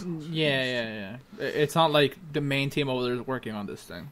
You don't want to be... What's that guy's name? Fox? The guy from Fallout 3? Stop talking about it. The only Fox I want to be is McCloud. I want to be Fox McCloud. Fox McCloud. Yeah, in Fallout. He's like, what is going on? I'm used to all these colorful worlds. What happened? I want to be Free Dog. That's what I want to be.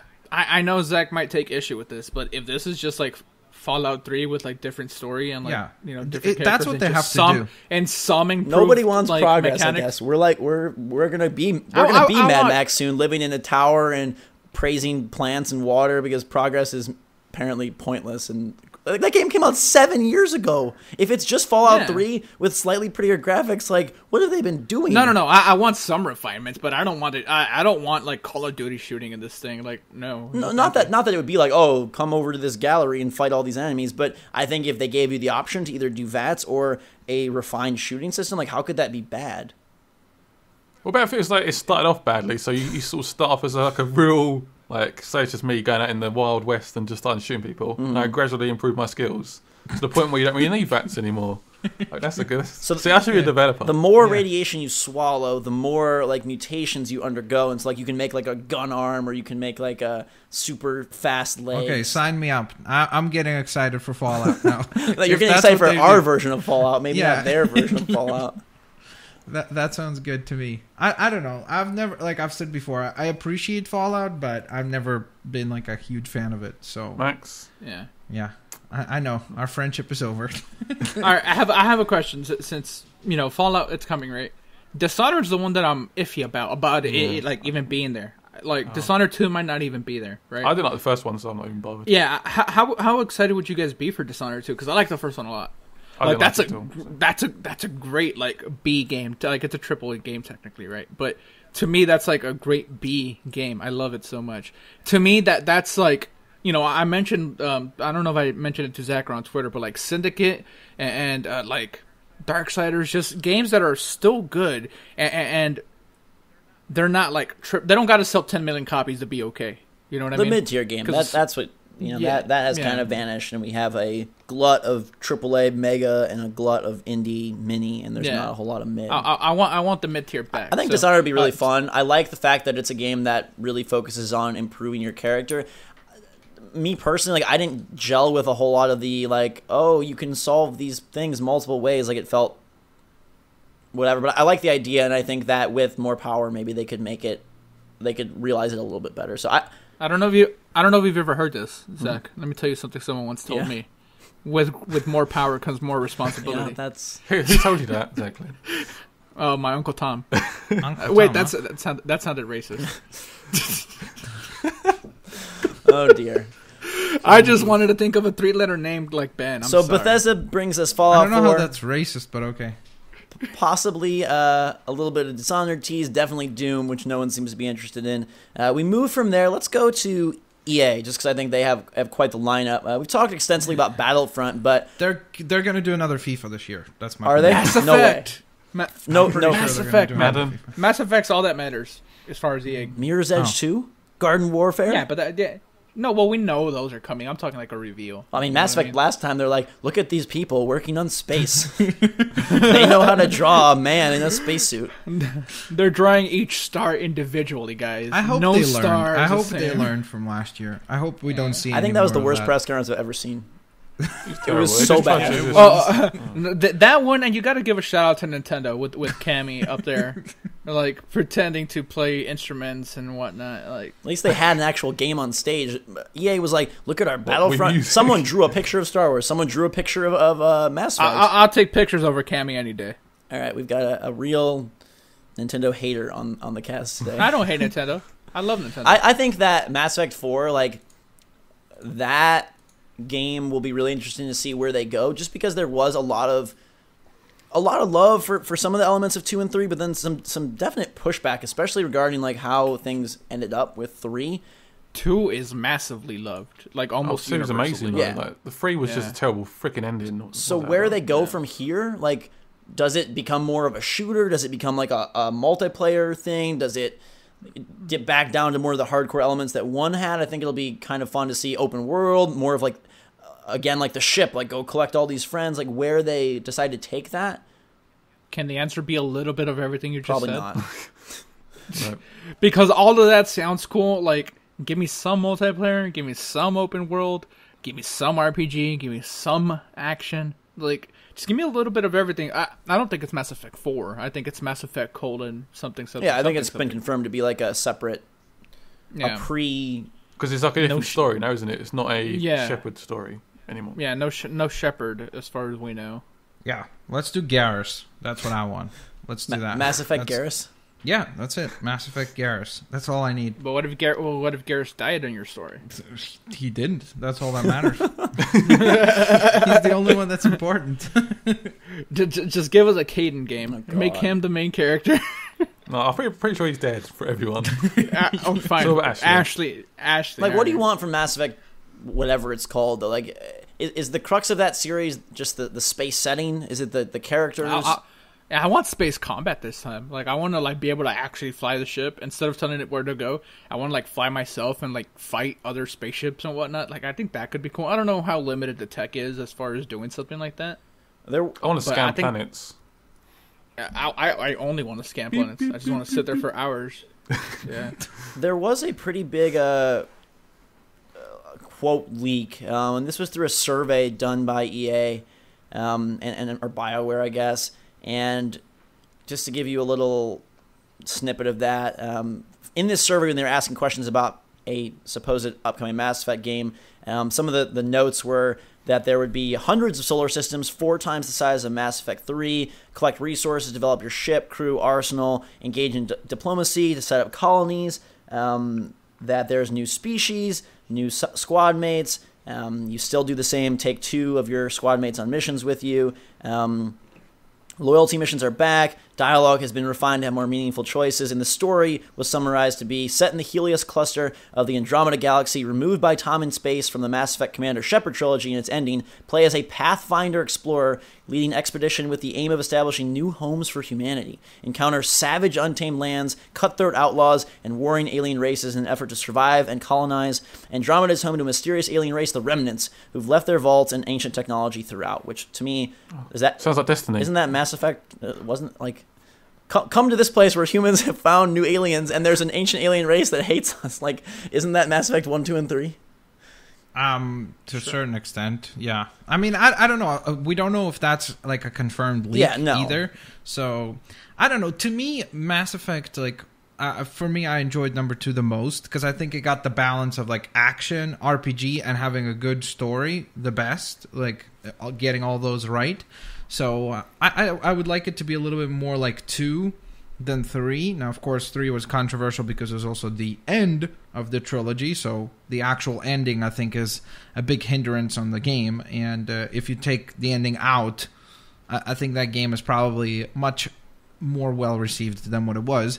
Yeah. But I don't know. Like, to me, Mass Effect appealed to me always because it was my kind of RPG. Like, to me, like, if we compare Witcher or Mass Effect, to me, Mass Effect is a lot more action-oriented. It's a lot more of what I am willing to, like, grind through and do all the side quests and explore everything than The Witcher. It could be partially that the setting is more appealing to me over there than in The Witcher. Characters more appealing. The characters are more interesting. Like, so, to me, I just want to go again into that world. It doesn't have to be the same characters. We could have like cameos maybe from other characters. You know, maybe you do stumble across Garrus at some point and you do a side quest with him or something like that. I think it's completely away from that. Completely, I think it's either a prequel or like well into like the future again. You don't think we see any characters from any of these games? Mm-hmm. Hey, I think we see glimpses. If we don't see any at all, I think that's a good thing too. Because if they could establish like a fresh set of characters and do another trilogy, like let's say on this generation of consoles, right? Like they'll do 1, 2, and 3, and it'll be this generation's Mass Effect. I don't mind that. I think for fans idea. That would be the right thing to do, even if they don't think it is at first. Because how are you going to carry over their save? You're not, right? So then their deaths and their things like that. Oh, all of a sudden Garrus is back, like yay! But for me, that feels totally disingenuous because I sacrificed him. You know what I mean, like that kind of stuff. To give a little more clout to this leak, Dragon Age Inquisition was leaked via survey, and all of that ended up being correct. And my favorite part about this, and Max, you'll probably find this appealing, is that there's a bunch of different mission types: raids, outposts, strikes, horde mode. It sounds very much like Destiny, but all of them. I keep saying that. It sounds like the same with vaults as well. Single player and multiplayer. Give XP and it can be used like concurrently. It's all like one currency, which to me that's like a super hot concept. If everything is going to be able to be carried over and you're going to be making progress no matter what you're doing, like I really like that.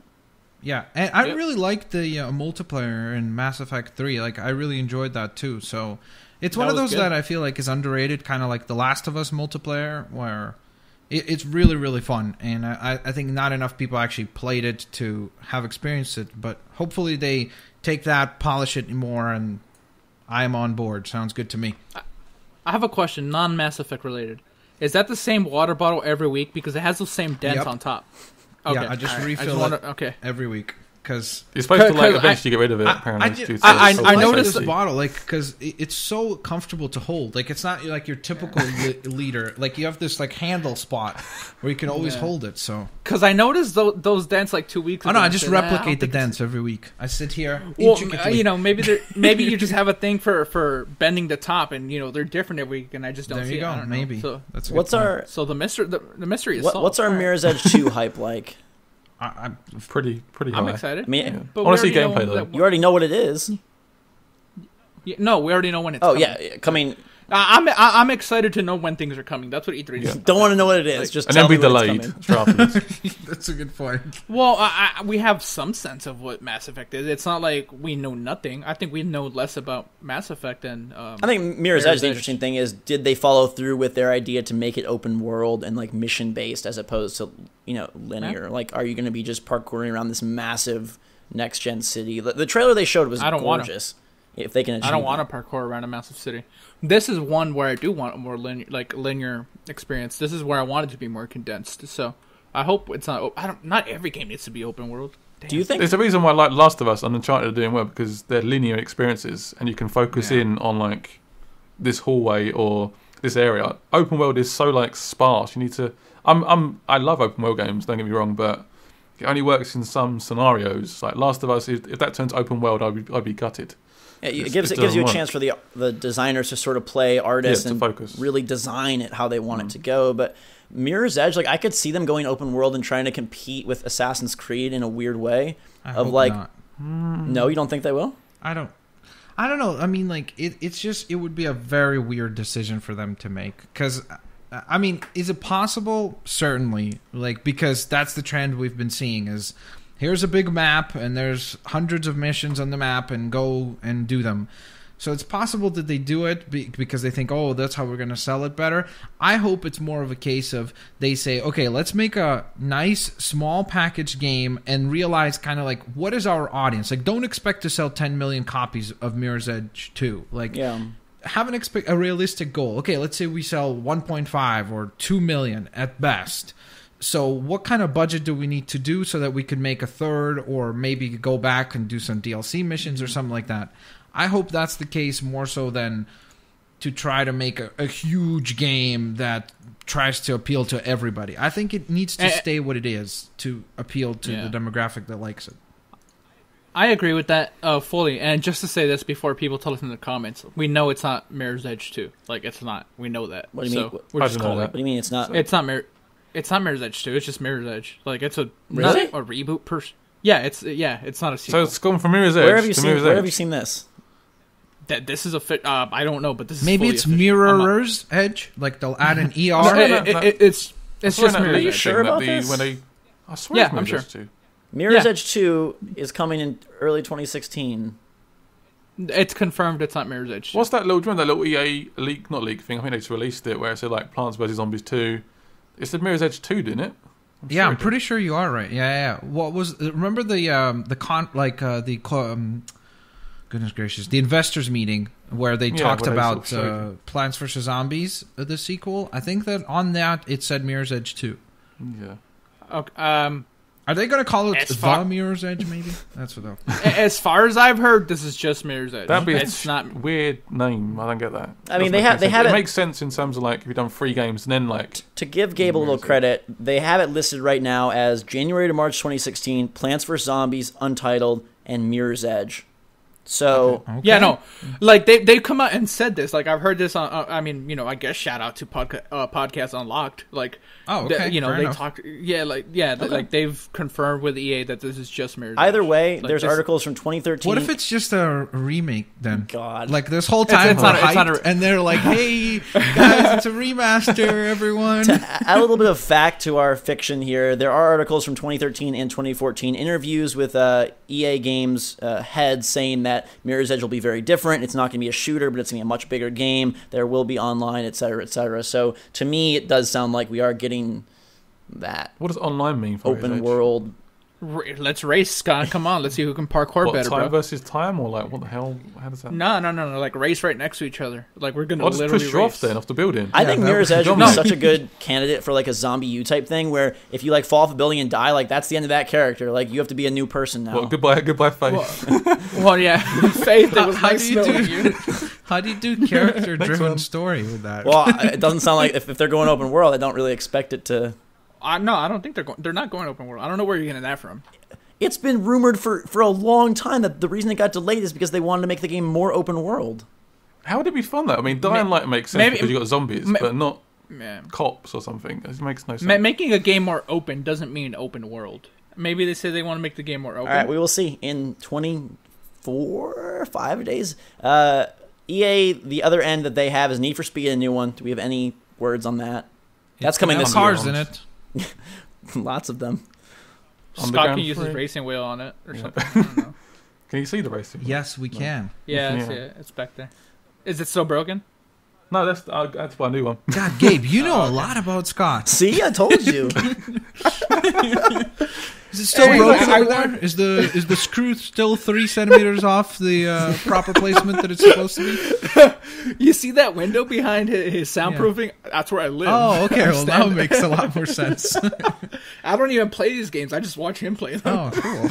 That's so creepy. Trevor writes in from his iPad saying that he thinks... How'd you know that? It says, sent from my iPad, Trevor. And it says that, he says, rather, that he thinks Battlefront is going to actually be better than we may have given it credit for. He says, remember that EA did Plants vs. Zombies Garden Warfare, and that was great with customization. It was very cool, even though it didn't have a campaign, just focused on multiplayer. He likes the buddy system where you can share weapons and sort of team up with one person and share some of your unlocks and rewards. I know we talked about it extensively, but just touching on our current thoughts on Battlefront, where are we? I stand exactly where I stood when we originally talked about it. If wherever that. What do you guys like? Summary of like what you said. I think we were all very worried. Yeah, that we're worried that this is EA doing it, and that we don't want it to be Battlefieldized. You know what I mean? Mm-hmm. And we were worried that there's no ADS. We can't aim down sights for the most part. It's very limited. There's no class-based systems, nothing like that. The limited amount of maps, the fact that there's no single player. There's a lot of stuff that's worrisome about the game. Like every little news tidbit that was coming out of Celebration, like made me take a step back and be like, and sense makes me take a step back each time and said, okay, like hype level go down, hype level go down. I did see a comparison between Battlefield 2 and like Battlefield the new one. It's just like 30 maps. 4 maps. It's like, what's... Yeah. It's crazy. To be fair, I think they came out recently and said that there's going to be like 12 maps or something like that. No? Isn't that what they said? DLC? With DLC. I think it's 8. I think it's 8 is the maybe. original. I don't know, like... It's weird because it continues the whole trend of like multiplayer only games, which is something that was rumored for a long time with like last gen, but this generation we've seen that a lot. Like a lot of games that are multiplayer only. So technically it's not multiplayer. Well, I know, but like that's going to be the main mode, right? Yeah, for sure. It's going to be interesting to see how it's finally implemented. I think some of the news that has been coming out is worrisome because they keep confirming things like, okay, yeah, this is not in it, guys, and this is not in it, and this is not in it. And for everything that is not in it, they're not saying another thing that is in it. So the problem is it sounds like it's getting more and more stripped of the qualities that people want to see in it. So I'm a little bit worried, but at the same time, I hope that because EA understands just how much of an opportunity this is, if they get this right, this is a huge hit for them. And this is one of those things that if they do it right, this could compete with Call of Duty on a yearly basis or like be up there. So, which is something they've seeked for a while with Battlefield. They have never, or for a while, have not really gotten to that level, but maybe this is a possible kind of competitor to that. Yeah. And then there's Plants vs. Zombies, which is awesome. That's the best game. I mean, and I think we get new IP from EA as well. So do we? Really? Where? Wow. Where are they going to slot that in? I mean, they got FIFA, Madden, NHL, Rory McIlroy, NBA, Need for Speed, Battlefront, Mirror's Edge, Plants vs. Rory Zombies. McIlroy? Tiger Woods is no longer fan favorite. Is he Irish? Isn't he? Is he British? Yeah. I don't know. One of those countries No, over but there. I do think we get new IP, at least one. What do we get? Like what? I don't know. That's the fun of new IP. We don't know what it is. Any idea what team would there's do no like area to like not fill in. I mean, we've got apparently got an open world game now. A single player game, shooting game, like a linear. Yeah, give me a good old Rayman. Dead Space 4. Dead Space. Oh, that would be the one that I would be really excited from EA. Dead Space 3 was crap. Dead Space 3 is very underappreciated. It's not good. That's why. It's wait. But Zach, you said that. What game did you say that? No, you said if there was a new BioShock, that would be the one. So you got to pick one. I pick BioShock as my one and only E3 true love. Plus, BioShock is 2K. I know, but that's why I'm saying EA. No, but EA, if they did, that's what I'm saying. Space, you can pick EA's Dead Space to be. So you prefer BioShock over Fallout 4? Oh God, yes. Me personally, yeah. You would? Yeah. Oh, okay. I know that's in the minority, but the BioShock Infinite. I think BioShock Infinite has the greatest story in a video game ever. It's like Zach's favorite game ever. That does not have a good story. I think the story in that game is the best story in video games. Zach, have you played Burrell at Sea?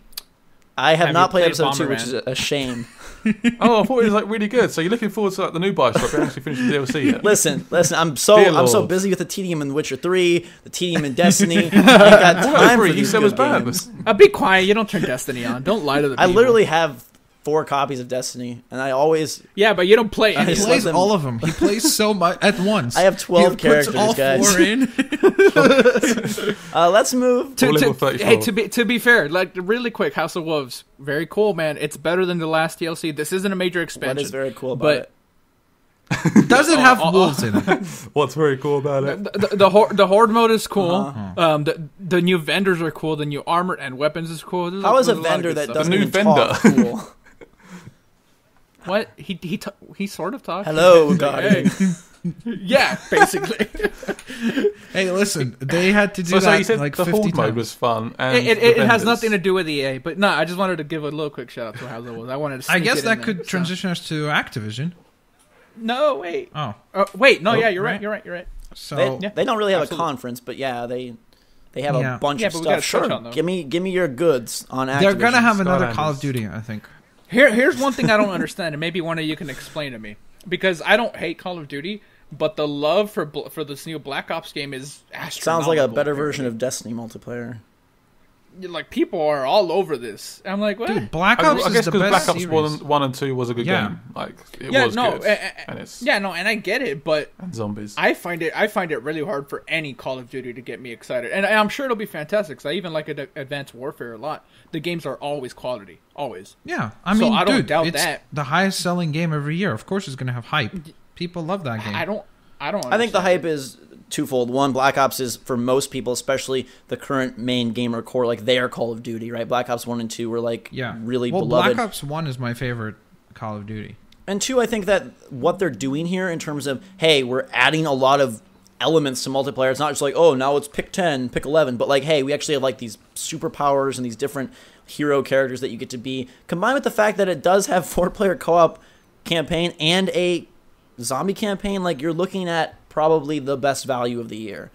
And I think Sure. that gets a lot of people excited because they are going also back to Treyarch, which is most people's favorite of the Sledgehammer, Infinity Ward, Treyarch trio, and we haven't got that for the last 2 years. So Yeah. if people were turned off in any way by Ghost or AW, now it's like, hey, we're back to sort of the Call of Duty. I really wanted like a World War II shooter. I know I'm probably like not many people want that, but we haven't had a decent World War II shooter for like God knows how long. And I Yeah, love but that. when we were getting them all, everybody's like, stop giving us World War II shooters. Like, And now they stopped completely. Now we don't have any. I would love Yeah. for them to go back to World War II. Maybe the next one. man, what happened to that? What happened to like Brothers in Arms? Bring that back. Any chance we see anything from Destiny? Like the Yes, yeah. We're getting Comet, whatever they end up calling it. okay. We're gonna get that. Like that's the first like So real is that expansion. like the biggest DLC? So we've got like 3 vendors and like 2 horde maps or something. Maybe a new No. planet. You're but don't get your hopes up. No, yeah. You're getting a new New planet. planet. You're getting new abilities. What else? And it's Okay, going to come so you on can a have, disc, like, by the way, more than one. Scott. If you didn't know, they're actually going to God sell. I've heard this whole discussion on like I listened to it on the train. I was Yeah. there for 20 minutes listening about Destiny and discs. Yeah. I was like, what am I listening Dude, to? it's gonna be on a Oh, disc. jeez. Combined with the original Destiny, yes, we know. Pharell told me it's gonna be on a disc. Yeah, Pharrell, from now on, he's buying Activision, and he's going to be publishing Destiny from now on. So, yeah, I guess that's all pretty much for Activision. I think is obviously Call of Duty, Skylanders? Destiny. Guitar Hero is probably Skylanders, going to have a big they'll show presence, another too. Skylanders for sure, I would Is imagine. it I don't care. Guitar Hero Live? Is that right? Awkwardly look at these real people frowning at you as you play poorly on the new guitar. Yeah, it's weird that they're doing the whole cover band thing. I think it's a Yeah. little strange, but we'll see. poorly acted frowns. Like the people that got in those cows can't act. Like It's going to be weird to see Rock Band and Guitar Hero back, and if that has any, like, big movement behind it or not. But yeah, Activision... I figured that was like gone now, but this has come flooding back again, which Yeah. is weird. is this like? Look, it's like 2008 all over again, or like even Hey, earlier. listen, than that 'cause was. we're getting- I think that might have been the best year in gaming, right? I mean, we got so Yeah, many like, games I was gonna that say, year, so Imagine we get a new Bioshock, new Fallout, we get Guitar Hero, we get Rock Band, and then Tony Hawk's coming back, guys. We're all good again. I'm Don't playing worry at about E3. Oh, Tony Hawk, it. yeah. Yeah. Yeah. That's coming as well. It is weird sort of to think that like after all those years, of 2008 was like the best, and many of those franchises like Assassin's Creed, like when 2 came out, or Uncharted 2, like the franchises have gotten worse since then, which is kind of not like a... Uncharted's debatable. Some people say it's gone better. 3 is better than 2? Some people think so. I don't know. 2's the best one. Yeah, I'm pretty sure 2 is universally accepted as the best one. I think same thing with Assassin's Creed 2 is considered to be the best. Oh yeah, 2 Assassin's Creed 2 is definitely the best one. With that, we can move to Ubisoft, right? Ubisoft, they have a lot to show and promising even more than they've revealed. They're another studio that has, or a publisher that has a new IP coming, before whatever 2016, blah blah blah. So they will be showing something, not new IP, but another AAA game that hasn't been revealed. Rather, so whether that's Watch Dogs 2, Splinter Cell, seems like it's medieval. That's what it seems like. There's a leak of some kind, and it's saying, hey, like there's this game. And it's like sort of medieval. What a great leak! Yo, there's a game, guys, and it's sort of medieval. No. What's sort of medieval? I believe the exact words were like, "Hey, yo, bro. Got a new medieval game coming out this year, yo." Wait. So this is the president. This is the president of Ubisoft, like that French guy. He goes like, "Hey, yo, bro. This is we have a new game. It seems kind of medieval." On a plane, right? He's talking in business class to another guy. This feels like a bit racist at the moment, to be honest. So let's talk Syndicate for a little bit, just because a lot of people have asked us about that via our email hotline. Can't stop asking at gmail.com, by the way. Next week we'll be back to regular questions, comments, concerns, love, advice, whatever you want to send our way. Anyhow, Assassin's Creed Syndicate, we got a nice big old reveal. That will probably be their focal point for this conference, right? So what do we... Man... It looks the same as Unity, to be honest. I don't care. Like, I just... Until we get a good Assassin's Creed game, I just don't care. I heard a really interesting theory. Someone messaged me on my personal email saying, what if this is a giant, Assassin's Creed trick where they showed us this really crappy thing at the reveal, and then we come into E3 and it's like, actually, that was just the guy inside of his Animus, and he steps out and it's really like this big, bold, beautiful, awesome new Assassin's Creed. What if it takes place in the world of Splatoon? I like how you couldn't even finish that without starting to laugh. So that kind of, I guess, talks to how likely that is. I'm excited because it's London. That's really, it's the first setting that I'm excited for since Assassin's Creed 2. So that has me excited, but some of the stuff we've seen, it's Assassin's Creed. And... as much as, look, we can definitely say that maybe it has been stagnant. Unity was definitely a step down, but it's still probably going to be, in terms of, what you expect from Assassin's Creed, it's going to be more of that. It's going to be a quality experience for an Assassin's Creed game. So, if you like the setting, I think that's kind of almost become, a huge appeal of Assassin's Creed. It's almost like exploring these historic areas, right? That's part of the appeal. It's almost like having, a history lesson in certain regards is to play an Assassin's Creed game. So for me, the setting is interesting, and that's why I do want to check it out. And I'm a person that hasn't been excited for Assassin's Creed and has not played Assassin's Creed since 3. So, and maybe that's why you're excited for it, because you haven't played all these other ones. Those of us that have put ourselves through this torture, and they're not even bad games, dude. They're not. The thing is that they're so similar to each other, and the only difference is what buildings you're climbing. They don't even know what they're doing with the titles. We went from 1, 2, Brotherhood Revelations, 3, 4, but plus a subtitle, Unity Syndicate. Regardless, we have a resident Englander. Are they going to name all of the future Assassin's Creeds for YouTubers, you think? It's going to be Assassin's Creed Syndicate, Assassin's Creed PewDiePie. It's going to be. I want to ask our resident Englander, tell us about what kind of giant fun buildings are there to climb in London? I don't know. Scott's apartment building. I know you think Scott's apartment. Yeah, I'm sure that's one of the things they'll get right. They'll be gotta make sure to get this one right. And just like in real life, in the game, I'm gonna climb the building and just stand outside that window. Gabe has gotten real creepy this episode. I'm doing it a lot of fun. Man.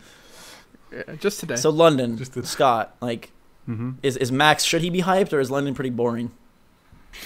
London, I think London's a good place for a game, but I don't know how that's going to improve the game.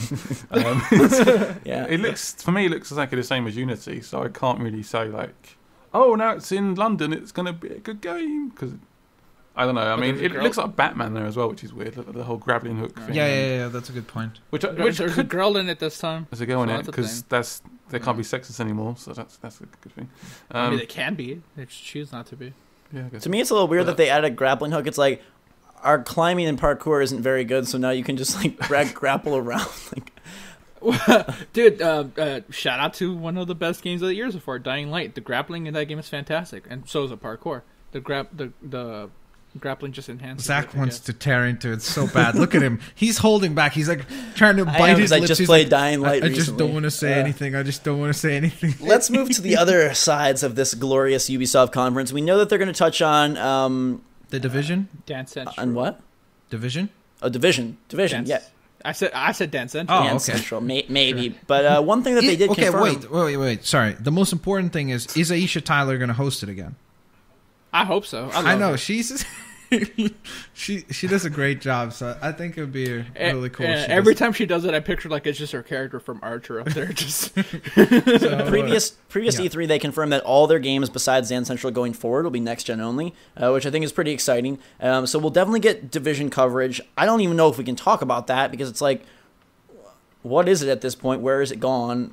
I don't think even the developers knew last year. Yeah, they did. Yeah, so maybe this year we'll actually like get something that is a little bit more like, hey, this is what we think the Division will be. Well, no. I mean, I think like maybe they could kind of establish like some sort of narrative or something, to give us an idea of what it is. Any chance Watch Dogs 2? What do you guys think? I think so. I think so too. I think we see not. Watch Dogs 2. When did it come out again? Was it 2013 or was it 20? Last April. It was a year ago. April, May. Wait, it's actually not. It's not out. I don't think it will be announced yet then. Really? Why did next? I mean, 2 years already. It was supposed to come out in November 2013. Got delayed to April and May of 2014. Right. But I mean, if we think about it, like, all right, so they've got Syndicate, they've got Division, they've got Rainbow Six Rainbow Siege, Six is coming. But I don't know this how year. much you show of that. If it's multiplayer only, like. Is it? That's the thing they that keep confuses avoiding me. talk about campaign, which tells me there isn't one. Or it's a bad one. But why would you just say it's just multiplayer then? Why would you keep going around it? I mean, maybe it has like some like single player. If that game is like 6 small maps, multiplayer only, I don't know how you sell that thing. Don't you start. Don't you start, Zachary. The gameplay was... What game are you going to talk about? If you're going to talk about Splatoon with its 5 maps, Splatoon has a single player, so Splatoon has a ton of other stuff going on for it. No. I think he was going to mention Evolve. You're too Evolve has have like 5 maps. Synchronous multiplayer or asymmetrical. I know. Anyways, whatever. So Siege gets a big spot, but do we think we get... I mean, between Watch Dogs, Far Cry, Splinter Cell, like one of those has to appear, right? Yeah. Like one of them. It could be Far Cry. You never know. Far Cry 5. We just got Far Cry 4, though. Yeah, but I think, look, you keep forgetting it's Ubisoft. They don't actually develop the engine. True. Scott with his knowledge. Yeah, true. Well, look, they've said that they want to do the whole annualized thing. So, what prevents them from making Far Cry an annual thing now? Right, like every November you'll get a new Far Cry. It sells well enough. I would love to see Splinter Cell, but I wonder if Watch Dogs has kind of superseded and replaced that, like, detective-ish. God, I hope not. It's sold well, didn't it? As far as I know. Blacklist? What, Blacklist? Not sure. No. That was a weird game, like in terms of the fact that came out in the summer, so it was kind of end of the last it was in cycle. August, yeah. Mm-hmm. Man, this E3 could bring back so many memories. Like, let's say we get another Splinter Cell, another Hitman. Like, there's a lot of cool stuff. And I guess with Hitman, if you want to move on to Square, we can, if we're done with Ubisoft. But so many things that have been cool in the past that we haven't seen for a long time could easily just come back already. I mean, we could have new things. Yeah, I would like new, because a lot of these games you're talking about, like, again, we're speaking about Hitman Ubisoft. was 2 years ago. There's a new IP. Wasn't it? Like, that's not that long. Yeah, 2.5 years, around there. 2, sure. It's long enough. If you it's long enough. I don't know. I don't know why they'd make another Hitman. How many copies of that game did they sell? More than 1 million. I don't think the last one done that well. It sold well. We speaking about Square Enix now. Yes. Yeah. Hitman is Square Enix. We've transitioned. Okay, sorry. Yeah. They changed their time, so I guess we're happy about that, right? We don't have to like dual screen the Nintendo conference and the Square conference anymore. Or what happens since it's later in the day is everyone's just at E3 and don't even watch Square Enix. That's a very good possibility as well. They have a good lineup. They got Tomb Raider. They've got the new Deus Ex. They probably will touch on Final Fantasy, Kingdom Hearts 3, at least in like Kingdom Hearts 3. That's what I want to see more of. Although they have said already that they're not showing it until the end of the year. But they have to show something of it. Hitman, man. Or maybe they come out at the end of it and they just say, Kingdom Hearts 3 coming in November. Please be excited. And that's it. And I think Kingdom Hearts 3 trailer coming in November. You're going to get a sizzle for a sizzle. Did you get the sales for Hitman? I'll pull it up here. Okay. Like, out of those, which one are you most hyped for? FF15, Kingdom Hearts 3, Deus Ex, Kingdom Hearts 3? Oh, Just Cause 3, of course. Oh, yeah. That's true, too. And Tomb Raider. Yeah. I say Deus Ex. I'm a little bit. I'm worried. Like not worried. I wonder. I guess is the better way. I wonder how much I see the of worry on your Tomb face. Raider they're actually going to show, because their conference the Xbox conference, before the Xbox conference. So I almost feel like all the cool stuff that we may expect for Tomb Raider will probably be revealed during the Microsoft conference. That's fine. It leaves room for Hitman. Sure. You obsessed with Hitman or something like that? No, he has revealed the darker side today, so. I do. I like the way you can assassinate people in that game is so great. Like, you can be super creative. Zach, I like it. Zach, we're definitely going to need to be careful with Gabe. Oh my God.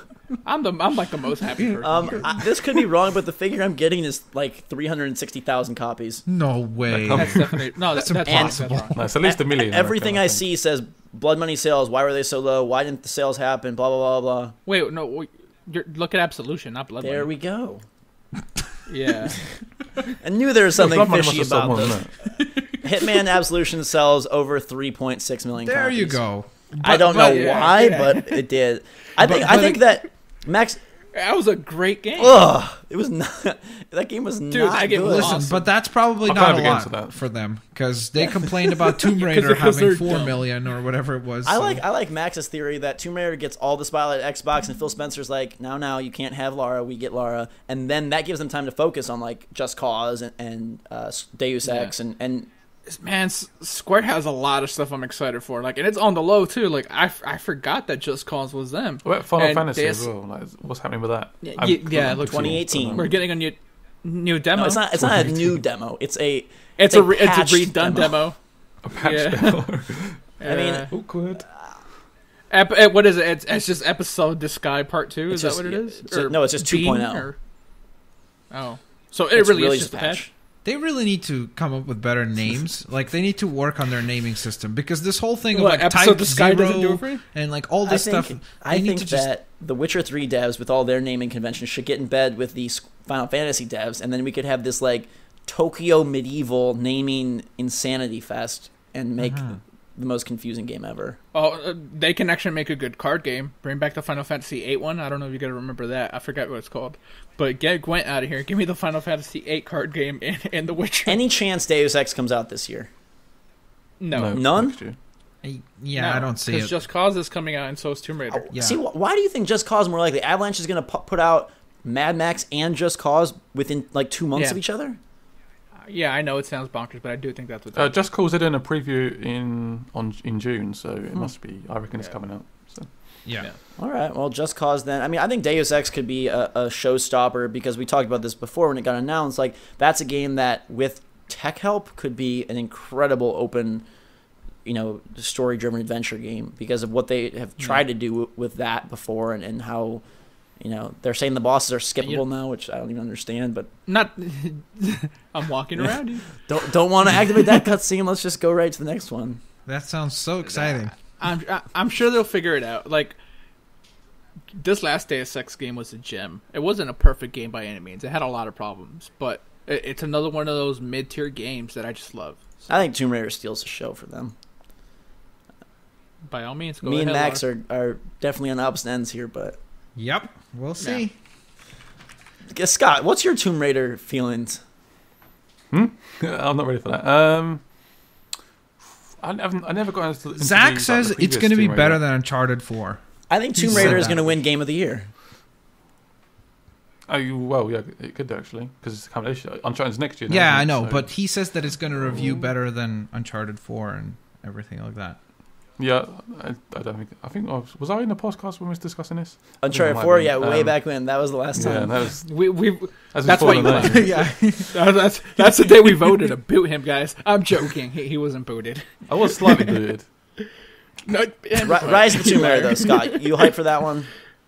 I am hyped for it, but I'm not like full out hyped. Okay. Right. I'm excited to see what they offer. I want to see the gameplay, like whether they've stepped it enough forward. I'm looking forward to seeing the survival aspects as well. So, that works in. But yeah, I mean, I'm not really sure what to say about it because I wasn't that pumped about the previous game. So I haven't even finished the previous game yet. So. That's like one of the. I feel like I used to play it. I still got it on like Xbox One or something, so I might play it. If Fallout 4 comes out this year, you think that it'll be superior to Tomb Raider 2? What does that mean? Sales or reviews or me? Everything. I mean, if it's what you say it is, which is a prettier Fallout 3, then no.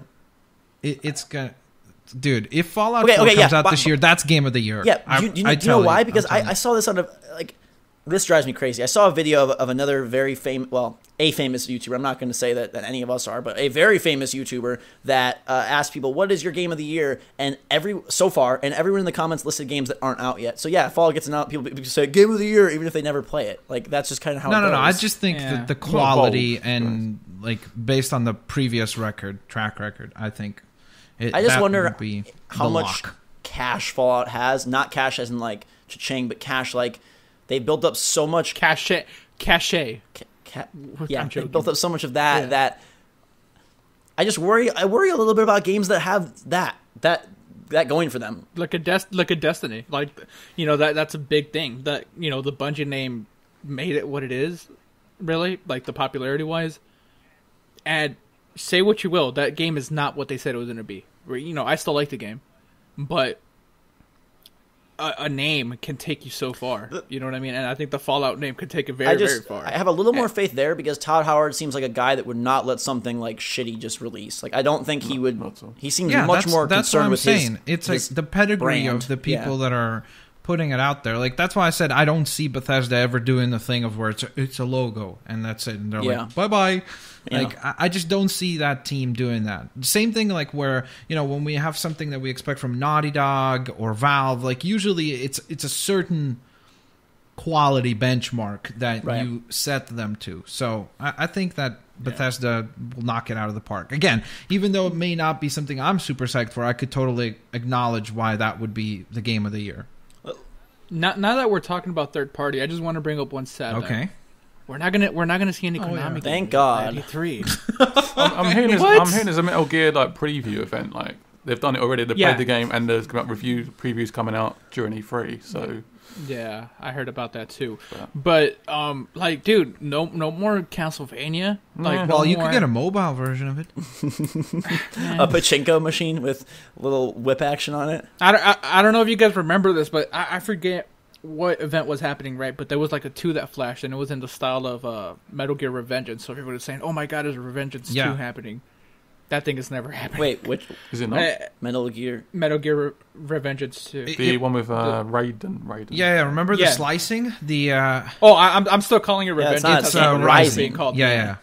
Well, at first it was called Revengeance, and they changed it. Yeah, because that was a terrible name. Yeah, but that's what I'm sticking with in my head. But yeah, we're never getting another one. Like that makes me sad. Does that make you worry at all about 5?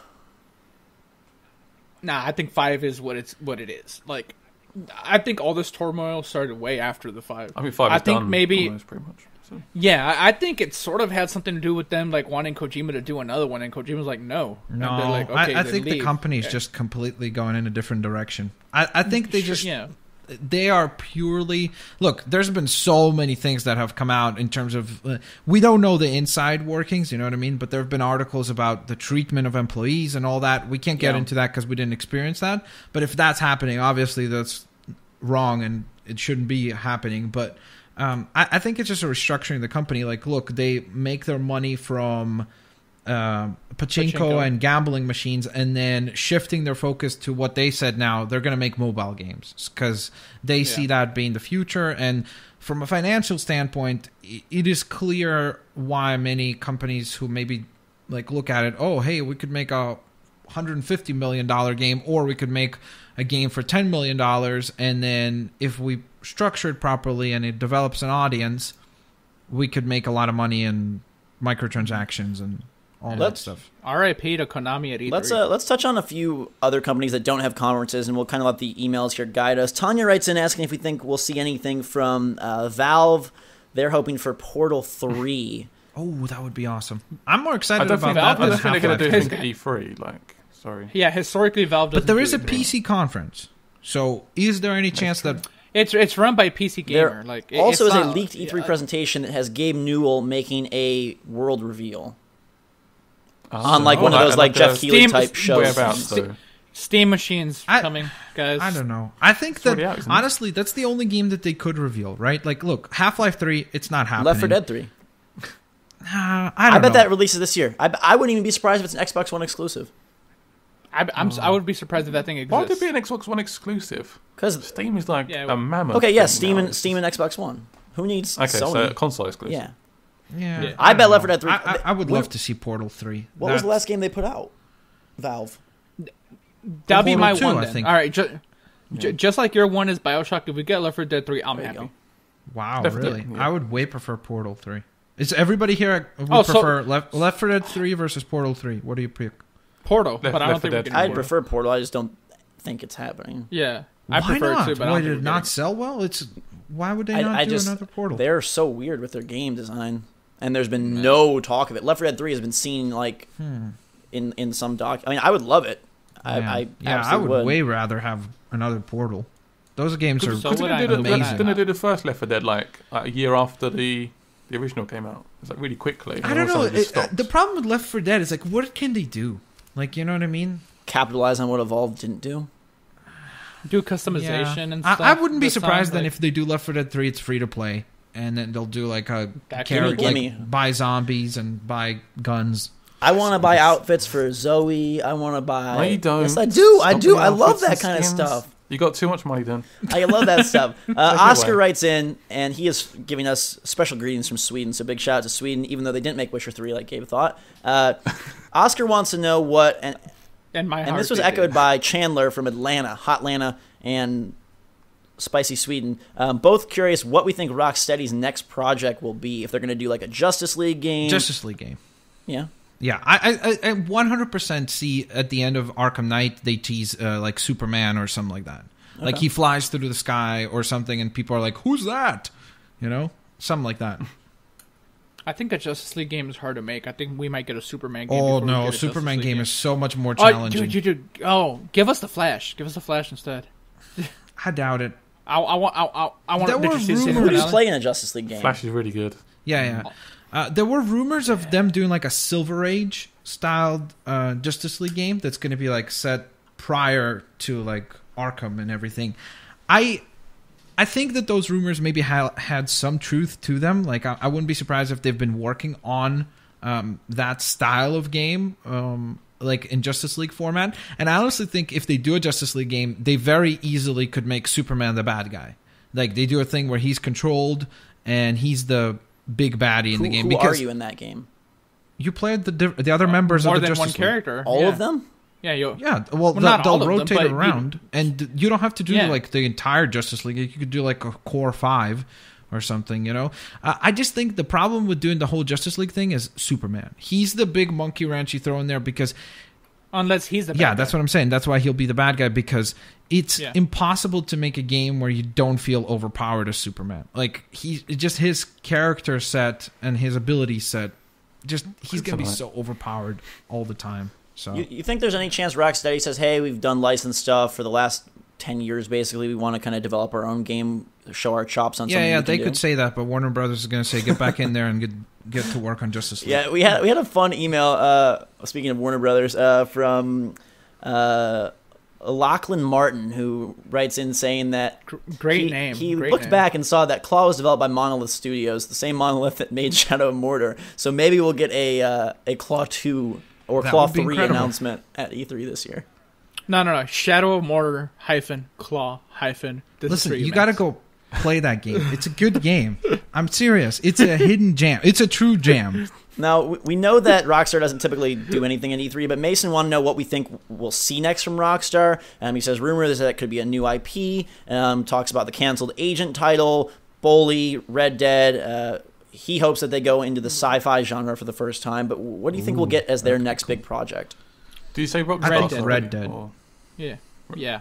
They're going to obviously going to announce the GTA 5 DLC, the single player stuff, at some point. Yeah, I don't think it'll be at E3, but they will announce it soon. 6 years later? Isn't that ship sailed? Oh, Jesus Christ. That ship is the game did not just release a few months ago.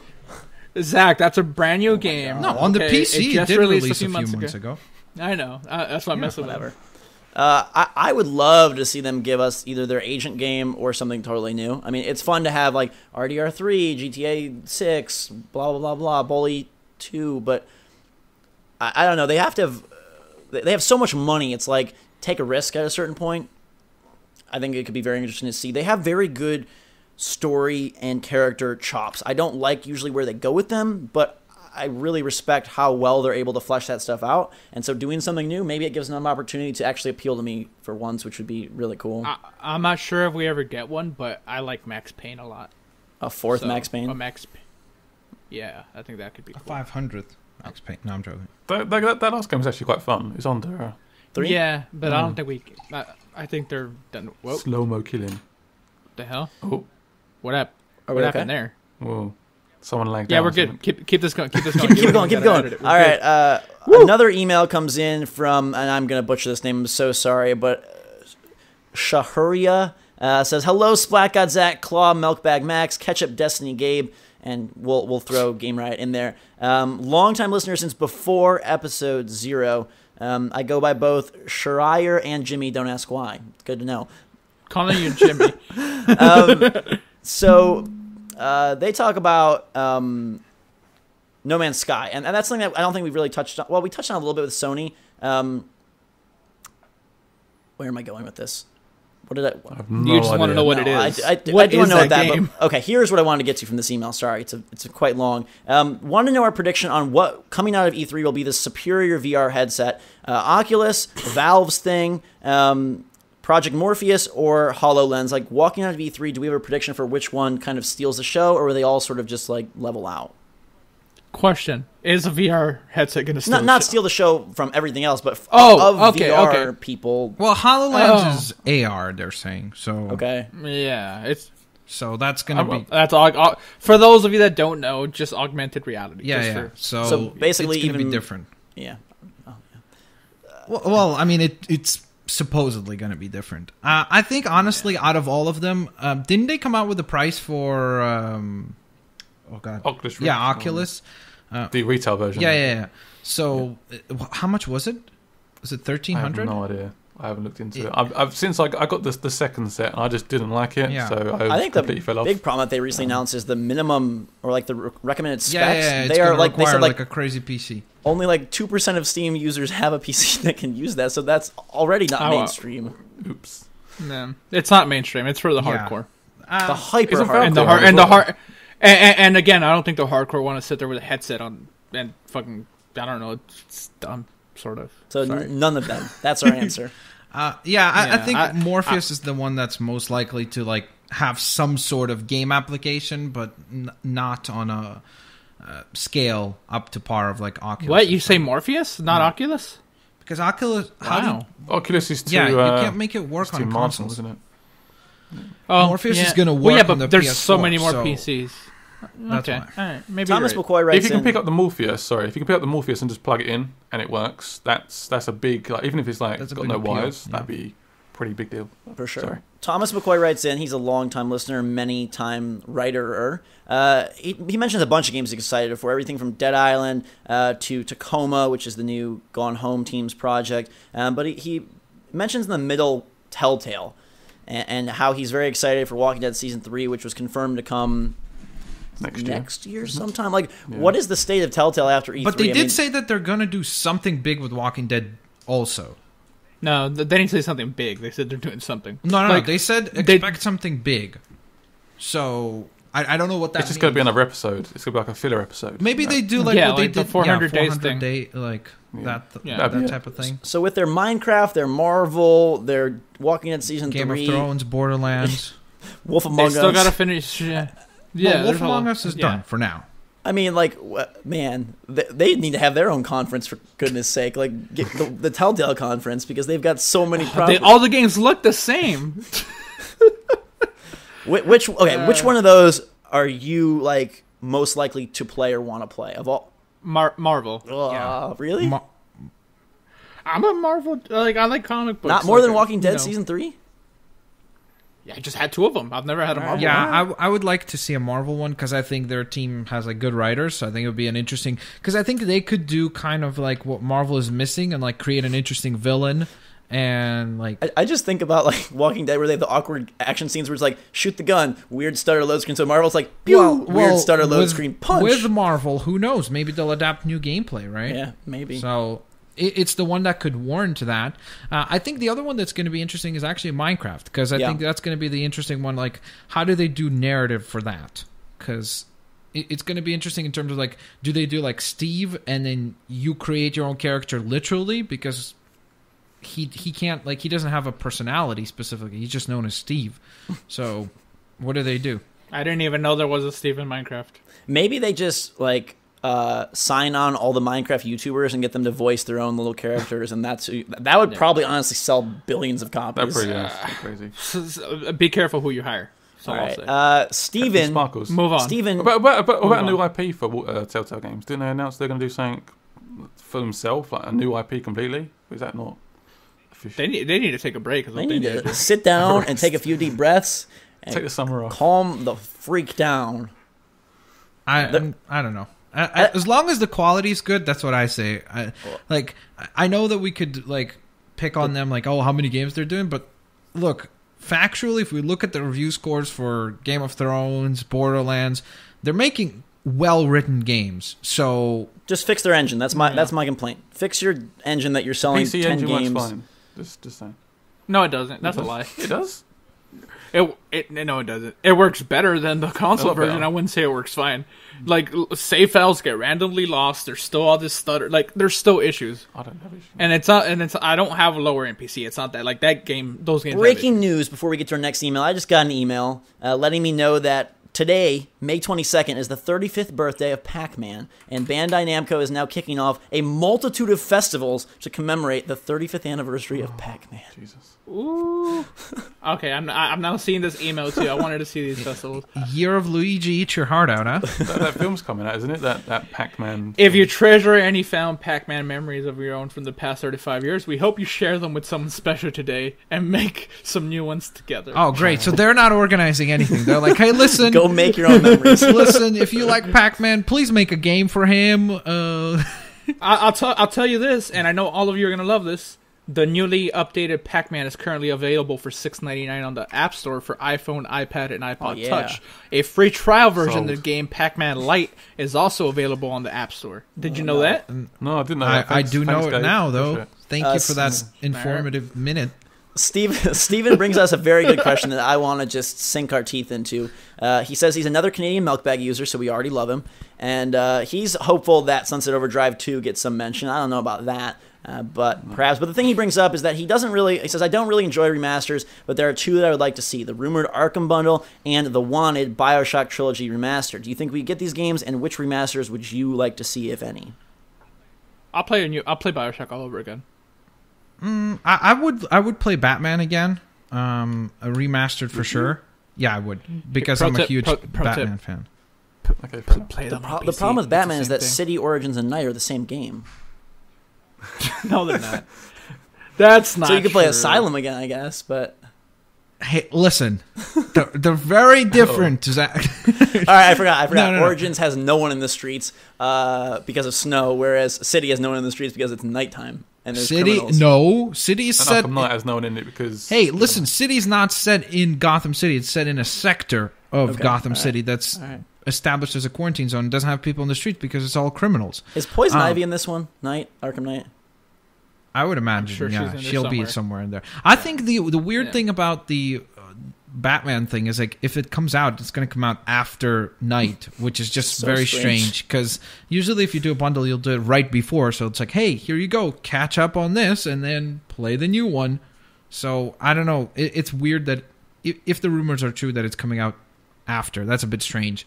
Other than that, I mean, I want to say maybe like something like Mass Effect, like get that remastered, but I would honestly prefer just a new Mass Effect over a remaster. I that's another one that there's been a couple of rumors about. I think we get a Mass Effect remastered. I do think so. Like leading up to the new Mass Effect, whatever that ends up being called.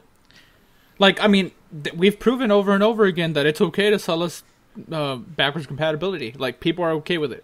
And they say they're not, but they keep buying the games, so they're going to keep doing it. I think the key is, I think the most successful remasters are ones that actually do something like to the original product, right? Like, as much as like the Halo Collection anniversary thing, anniversary, and then after that the Master Chief Collection, as much as they had problems, like technical problems, they did do new things. Like they remastered the cutscenes completely. So if they do that kind of stuff, I am on board. Like take an older game and make it polished and everything, and like redo the cutscenes completely, then it feels like a much more better like value proposition.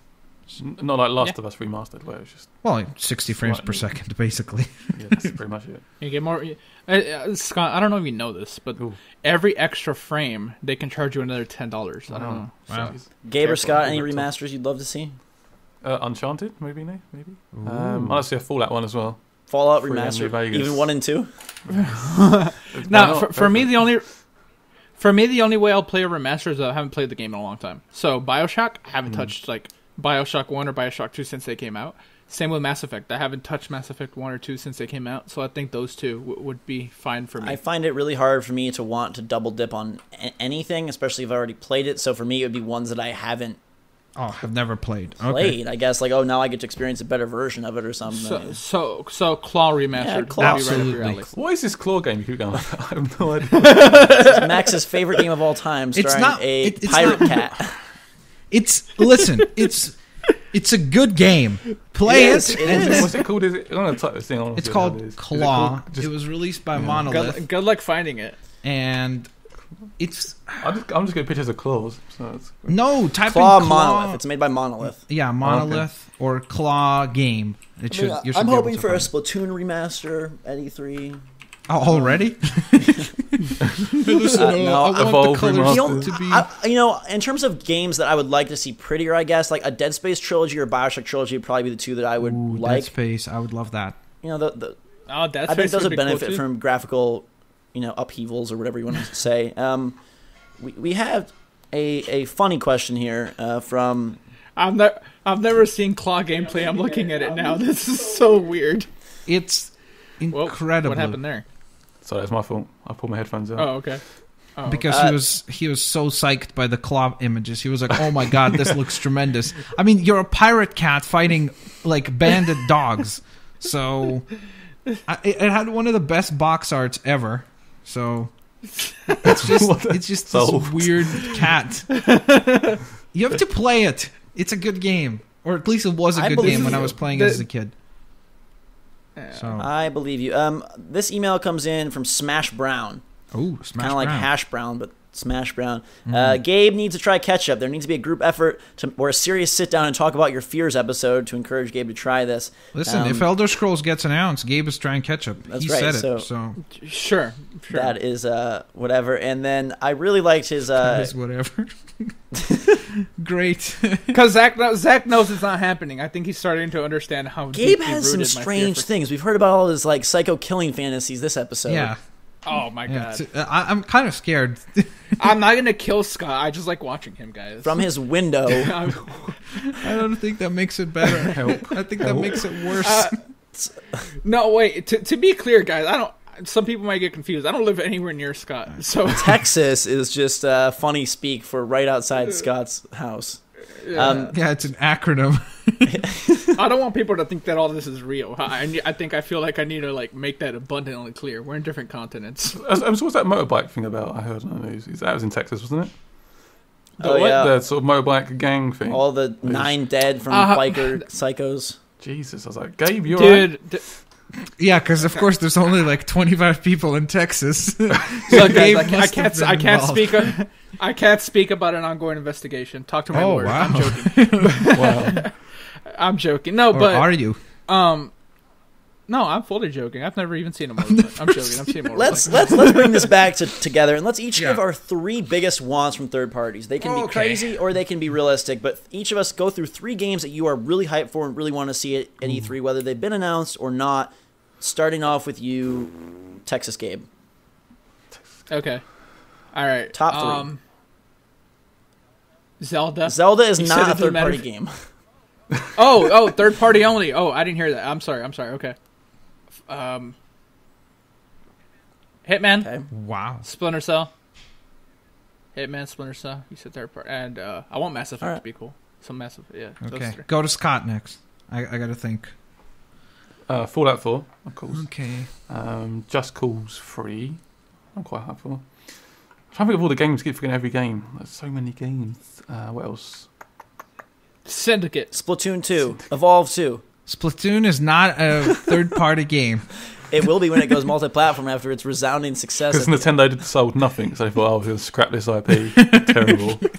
Yeah. Wait, hold on. When Splatoon inevitably goes to iOS, is that going to be multi-platform? Listen, Splatoon is one of the best ideas we've had in gaming in the last couple of years. Oh, Jesus Christ. It's actually a new concept. It was actually a new concept. Imagine that.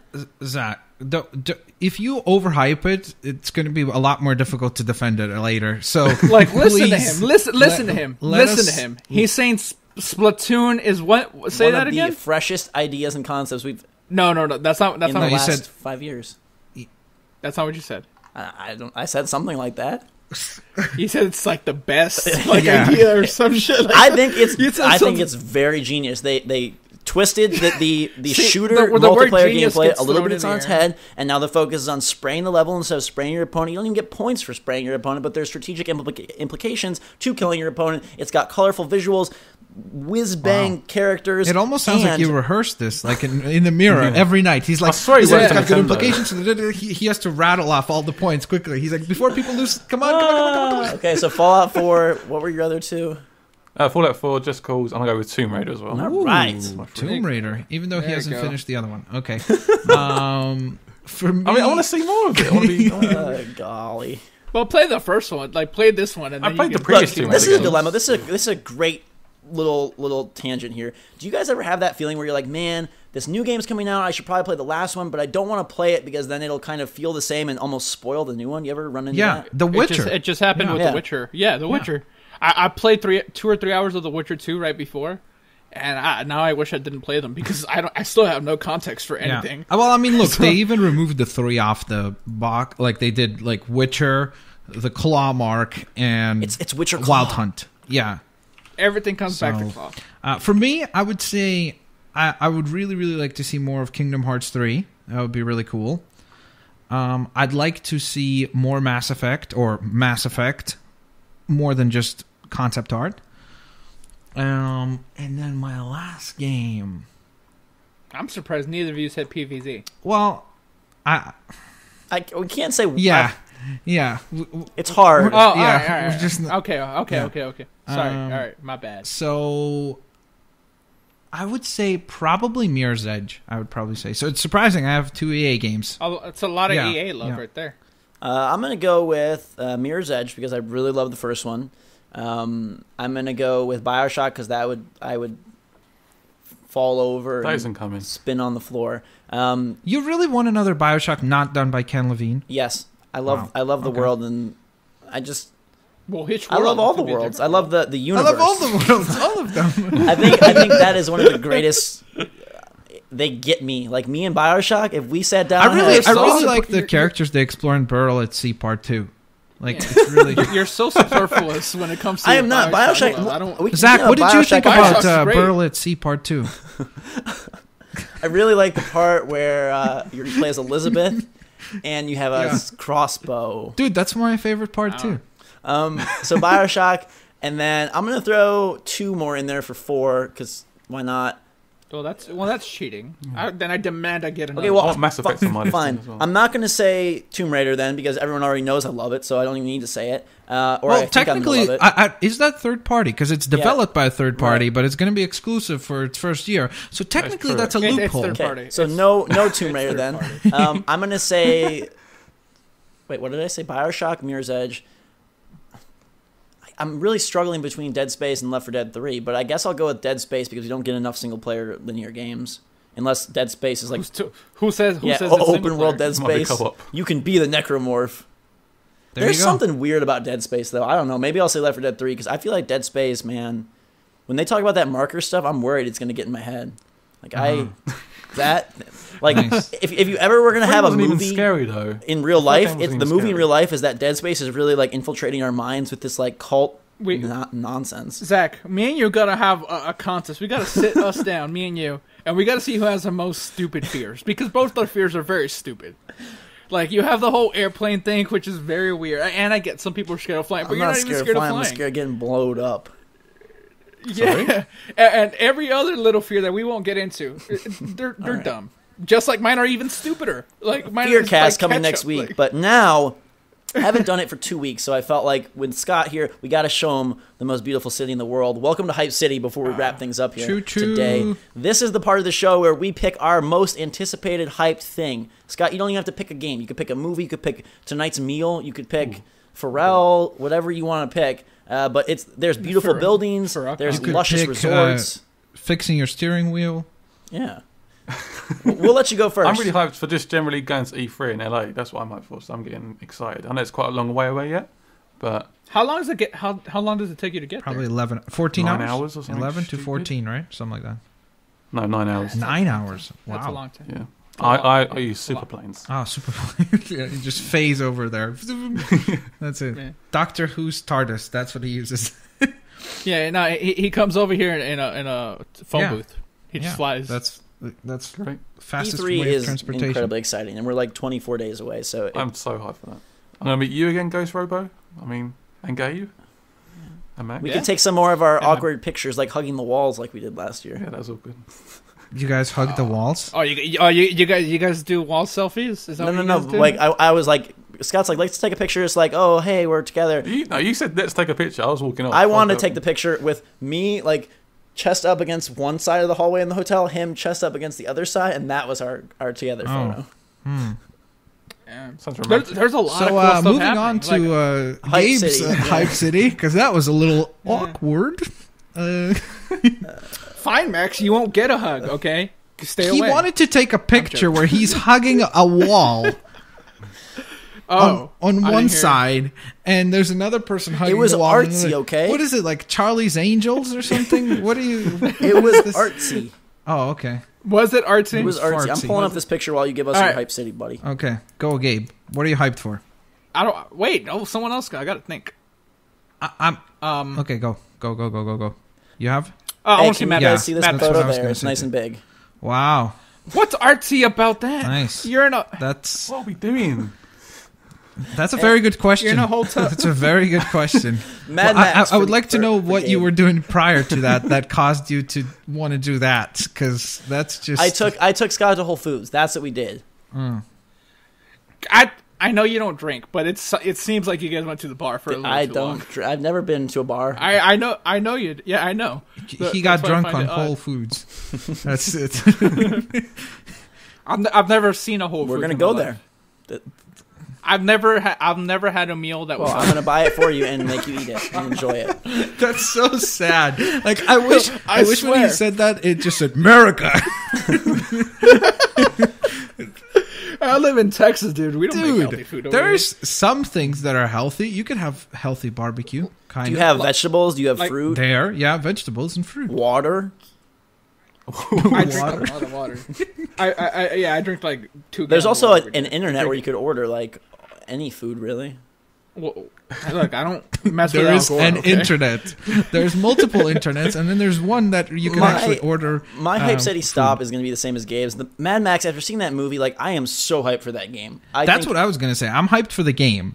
Like, even though I haven't seen the movie yet, I was hyped for the game a little bit too, but I think now with the rave reviews from the movie, hopefully that will kind of Batman combat, open world, upgrading your character in a vehicle, messing with cars, crazy creatures. It could be pretty cool. Yeah, have we ever... Batman's getting close. Yeah, Batman... Well, I could say Batman every week, but, that's going to get old. Yeah. Even after the game, what if it gets delayed? It's not getting delayed. Stop saying... Stop it. Scott, hold on. We have to get the Scott weigh-in on if Arkham Knight is the Joker or not. Where do you fall on this bet? I don't think it's the Joker. No, Joker's dead. And he has an insight because he lives right next to Rocksteady Studios. And that's another one that I feel so confident. I need to stop doing this because eventually I'm going to have to try catch up if I keep this up. But I will try catch up if Arkham Knight is the Joker. That's how confident I am that it's not. And he's been reading the comics, so he would know, Zach. I think Mad Max is going to be... Yeah. Is that September 1st, too. Is that the first time we've ever gotten a game where your vehicle is almost like your buddy character and you can upgrade it? Because from Twisted Metal, from what I don't remember any other game where your vehicle has such a complex upgrade system. It's a cool system, concept, right? I mean, Borderlands I think wanted to do a little bit of that, and they kind of didn't. But Rage, did that have it? Rage might have had a bit of that.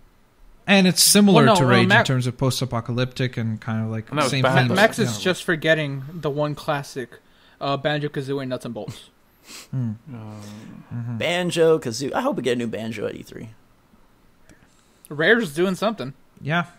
They've said if you want a truly rare game, just kickstart Yooka-Laylee. There you go. Yeah. Gabe, where are you going for Hype City? Oh, we're all going. Everyone's Mad Maxing. He's going for the movie. Yeah. We're going for the game. Scott is going to E3. They announced the name of the sequel, right? It's Mad Max Wasteland. I want to spoil the ending so bad because it makes... Don't do it. I'm seeing it today or tomorrow. So we'll watch it, and then you could spoil it after we watch it. Why do you want to spoil the ending so badly? Okay, hold on. I'm gonna talk to Scott real quick with no spoilers. But the thing that happens at the very end, right? Weren't you just totally confounded? Why, dude? Because they weren't sure if they're going to do a sequel. Yeah, that's why. That's exactly why. But you see, I didn't even see it. I tried to say this without spoiling it, so I probably won't. All right. Anyways, guys and girls, that's going to do it for our E3 pre-shows. This has been 4 epic weeks of E3 predictions. I thought you were going to say it's 4 hours long. I looked over. I was like, what? We'll probably spruce in some stuff, but we will be at E3 and bringing you actual coverage instead of predictions. At that point, it'll be reactions and hands-on stuff. Lots of things scheduled and planned for that week, so it should be a good time. Next week, we'll probably be back on the game train. So make sure to send in your questions, comments, concerns, can't stop asking, at gmail.com. Subscribe to us on iTunes. And big thanks to our British buddy for bouncing in. We salute you, and we're glad you're here. Now we know about you, Pharell. And the steering wheel, your turtle. Right. And for people that are wondering how I knew about his steering wheel, the man makes videos, okay? I click on his videos. I click on all your videos. Sure, he clicks on more than just your videos. He checks your mail. I follow all of you on he checks your email. I follow all of you on Twitter. So when I see someone complain about something on Twitter, I see it. So he was saying something about this steering wheel. Twitter.com/GameRiotArmy for the good old lass. Twitter.com lad. Sorry, lad. That's the right term? The good old lass. Yeah, lass is a female. Okay. Twitter.com/Blitzwinger for Maxwell. Twitter.com/VolatileGabe for Volatile Gabe, who's very volatile this week, by the way. Just standing out. I'm just trying to on a new personality, I guess. No, I'm sprinkling serial killer fun. Yay. GhostRobo for all my insanity. Next week brings us to May 29th for the recording. That is the release of Splatoon. And splash. Pretty much nothing else coming out till E3, basically.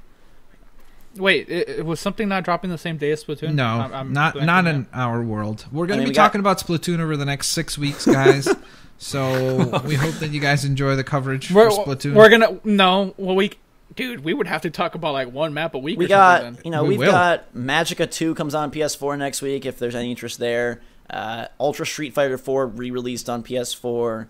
Splatoon. I'm gonna play that. It's basically we are in full on E3 mode where there's nothing until Lego Jurassic comes out on the 12th. Yeah, and then Batman after. That's a good Batman right after, and then Elder Scrolls Online if anyone has any remote interest in that on June 9th. Well, that on console, it's been out on PC forever. Here's the Storm, June 2nd. Oh, it's finally coming out. Good for. I mean, you can play it for for a while now if you bought the Heroes of Pack or whatever it was called. For sure. So let us know what you think of these third parties, The Witcher 3 and more, in the comments and in our email inbox. Next week, we'll return for more Witcher and hopefully some new stuff. Who knows? Maybe we'll get announcements. There have been some stuff that's supposed to be shown in the coming days and weeks, so we could come back with something crazy. Until Need that for speed. Yeah. Go Cavaliers. Ew! Gabe! Here's what it is. Everybody hating LeBron makes me want him to win. Everybody hates the poor Everyone guy. hates Evolve and Splatoon. You don't love those. Hey, Scott, let's talk about football because this is obviously boring. Let's talk about Evolve. All right, whatever. Bye, everybody. Wait, is the podcast Let's talk done? about Evolve. Hey, I just want to let you know that they shipped 2.5 million copies of that game. They shipped it somewhere. And you know what I heard? I heard that they shipped a whole bunch of copies of ET also. And then a whole bunch of them have gotten buried. They're committed to it as a focal franchise going forward. They have expanded DLC plans and... What extra map? Missing out. Some more skins. If you want to join the light side, come to my planet. Oh, wait. Are we still technically in the podcast? We are in the podcast. I'll wrap things up, though, guys and girls. Thanks so much for watching. Great, epic show. Great to have GameRiot back. Maybe he'll return in the future. Definitely sometime at E3. We'll say hi and maybe take another awkward wall picture. Till next time, though, thanks again. We will see you all later. I want to know who took that picture.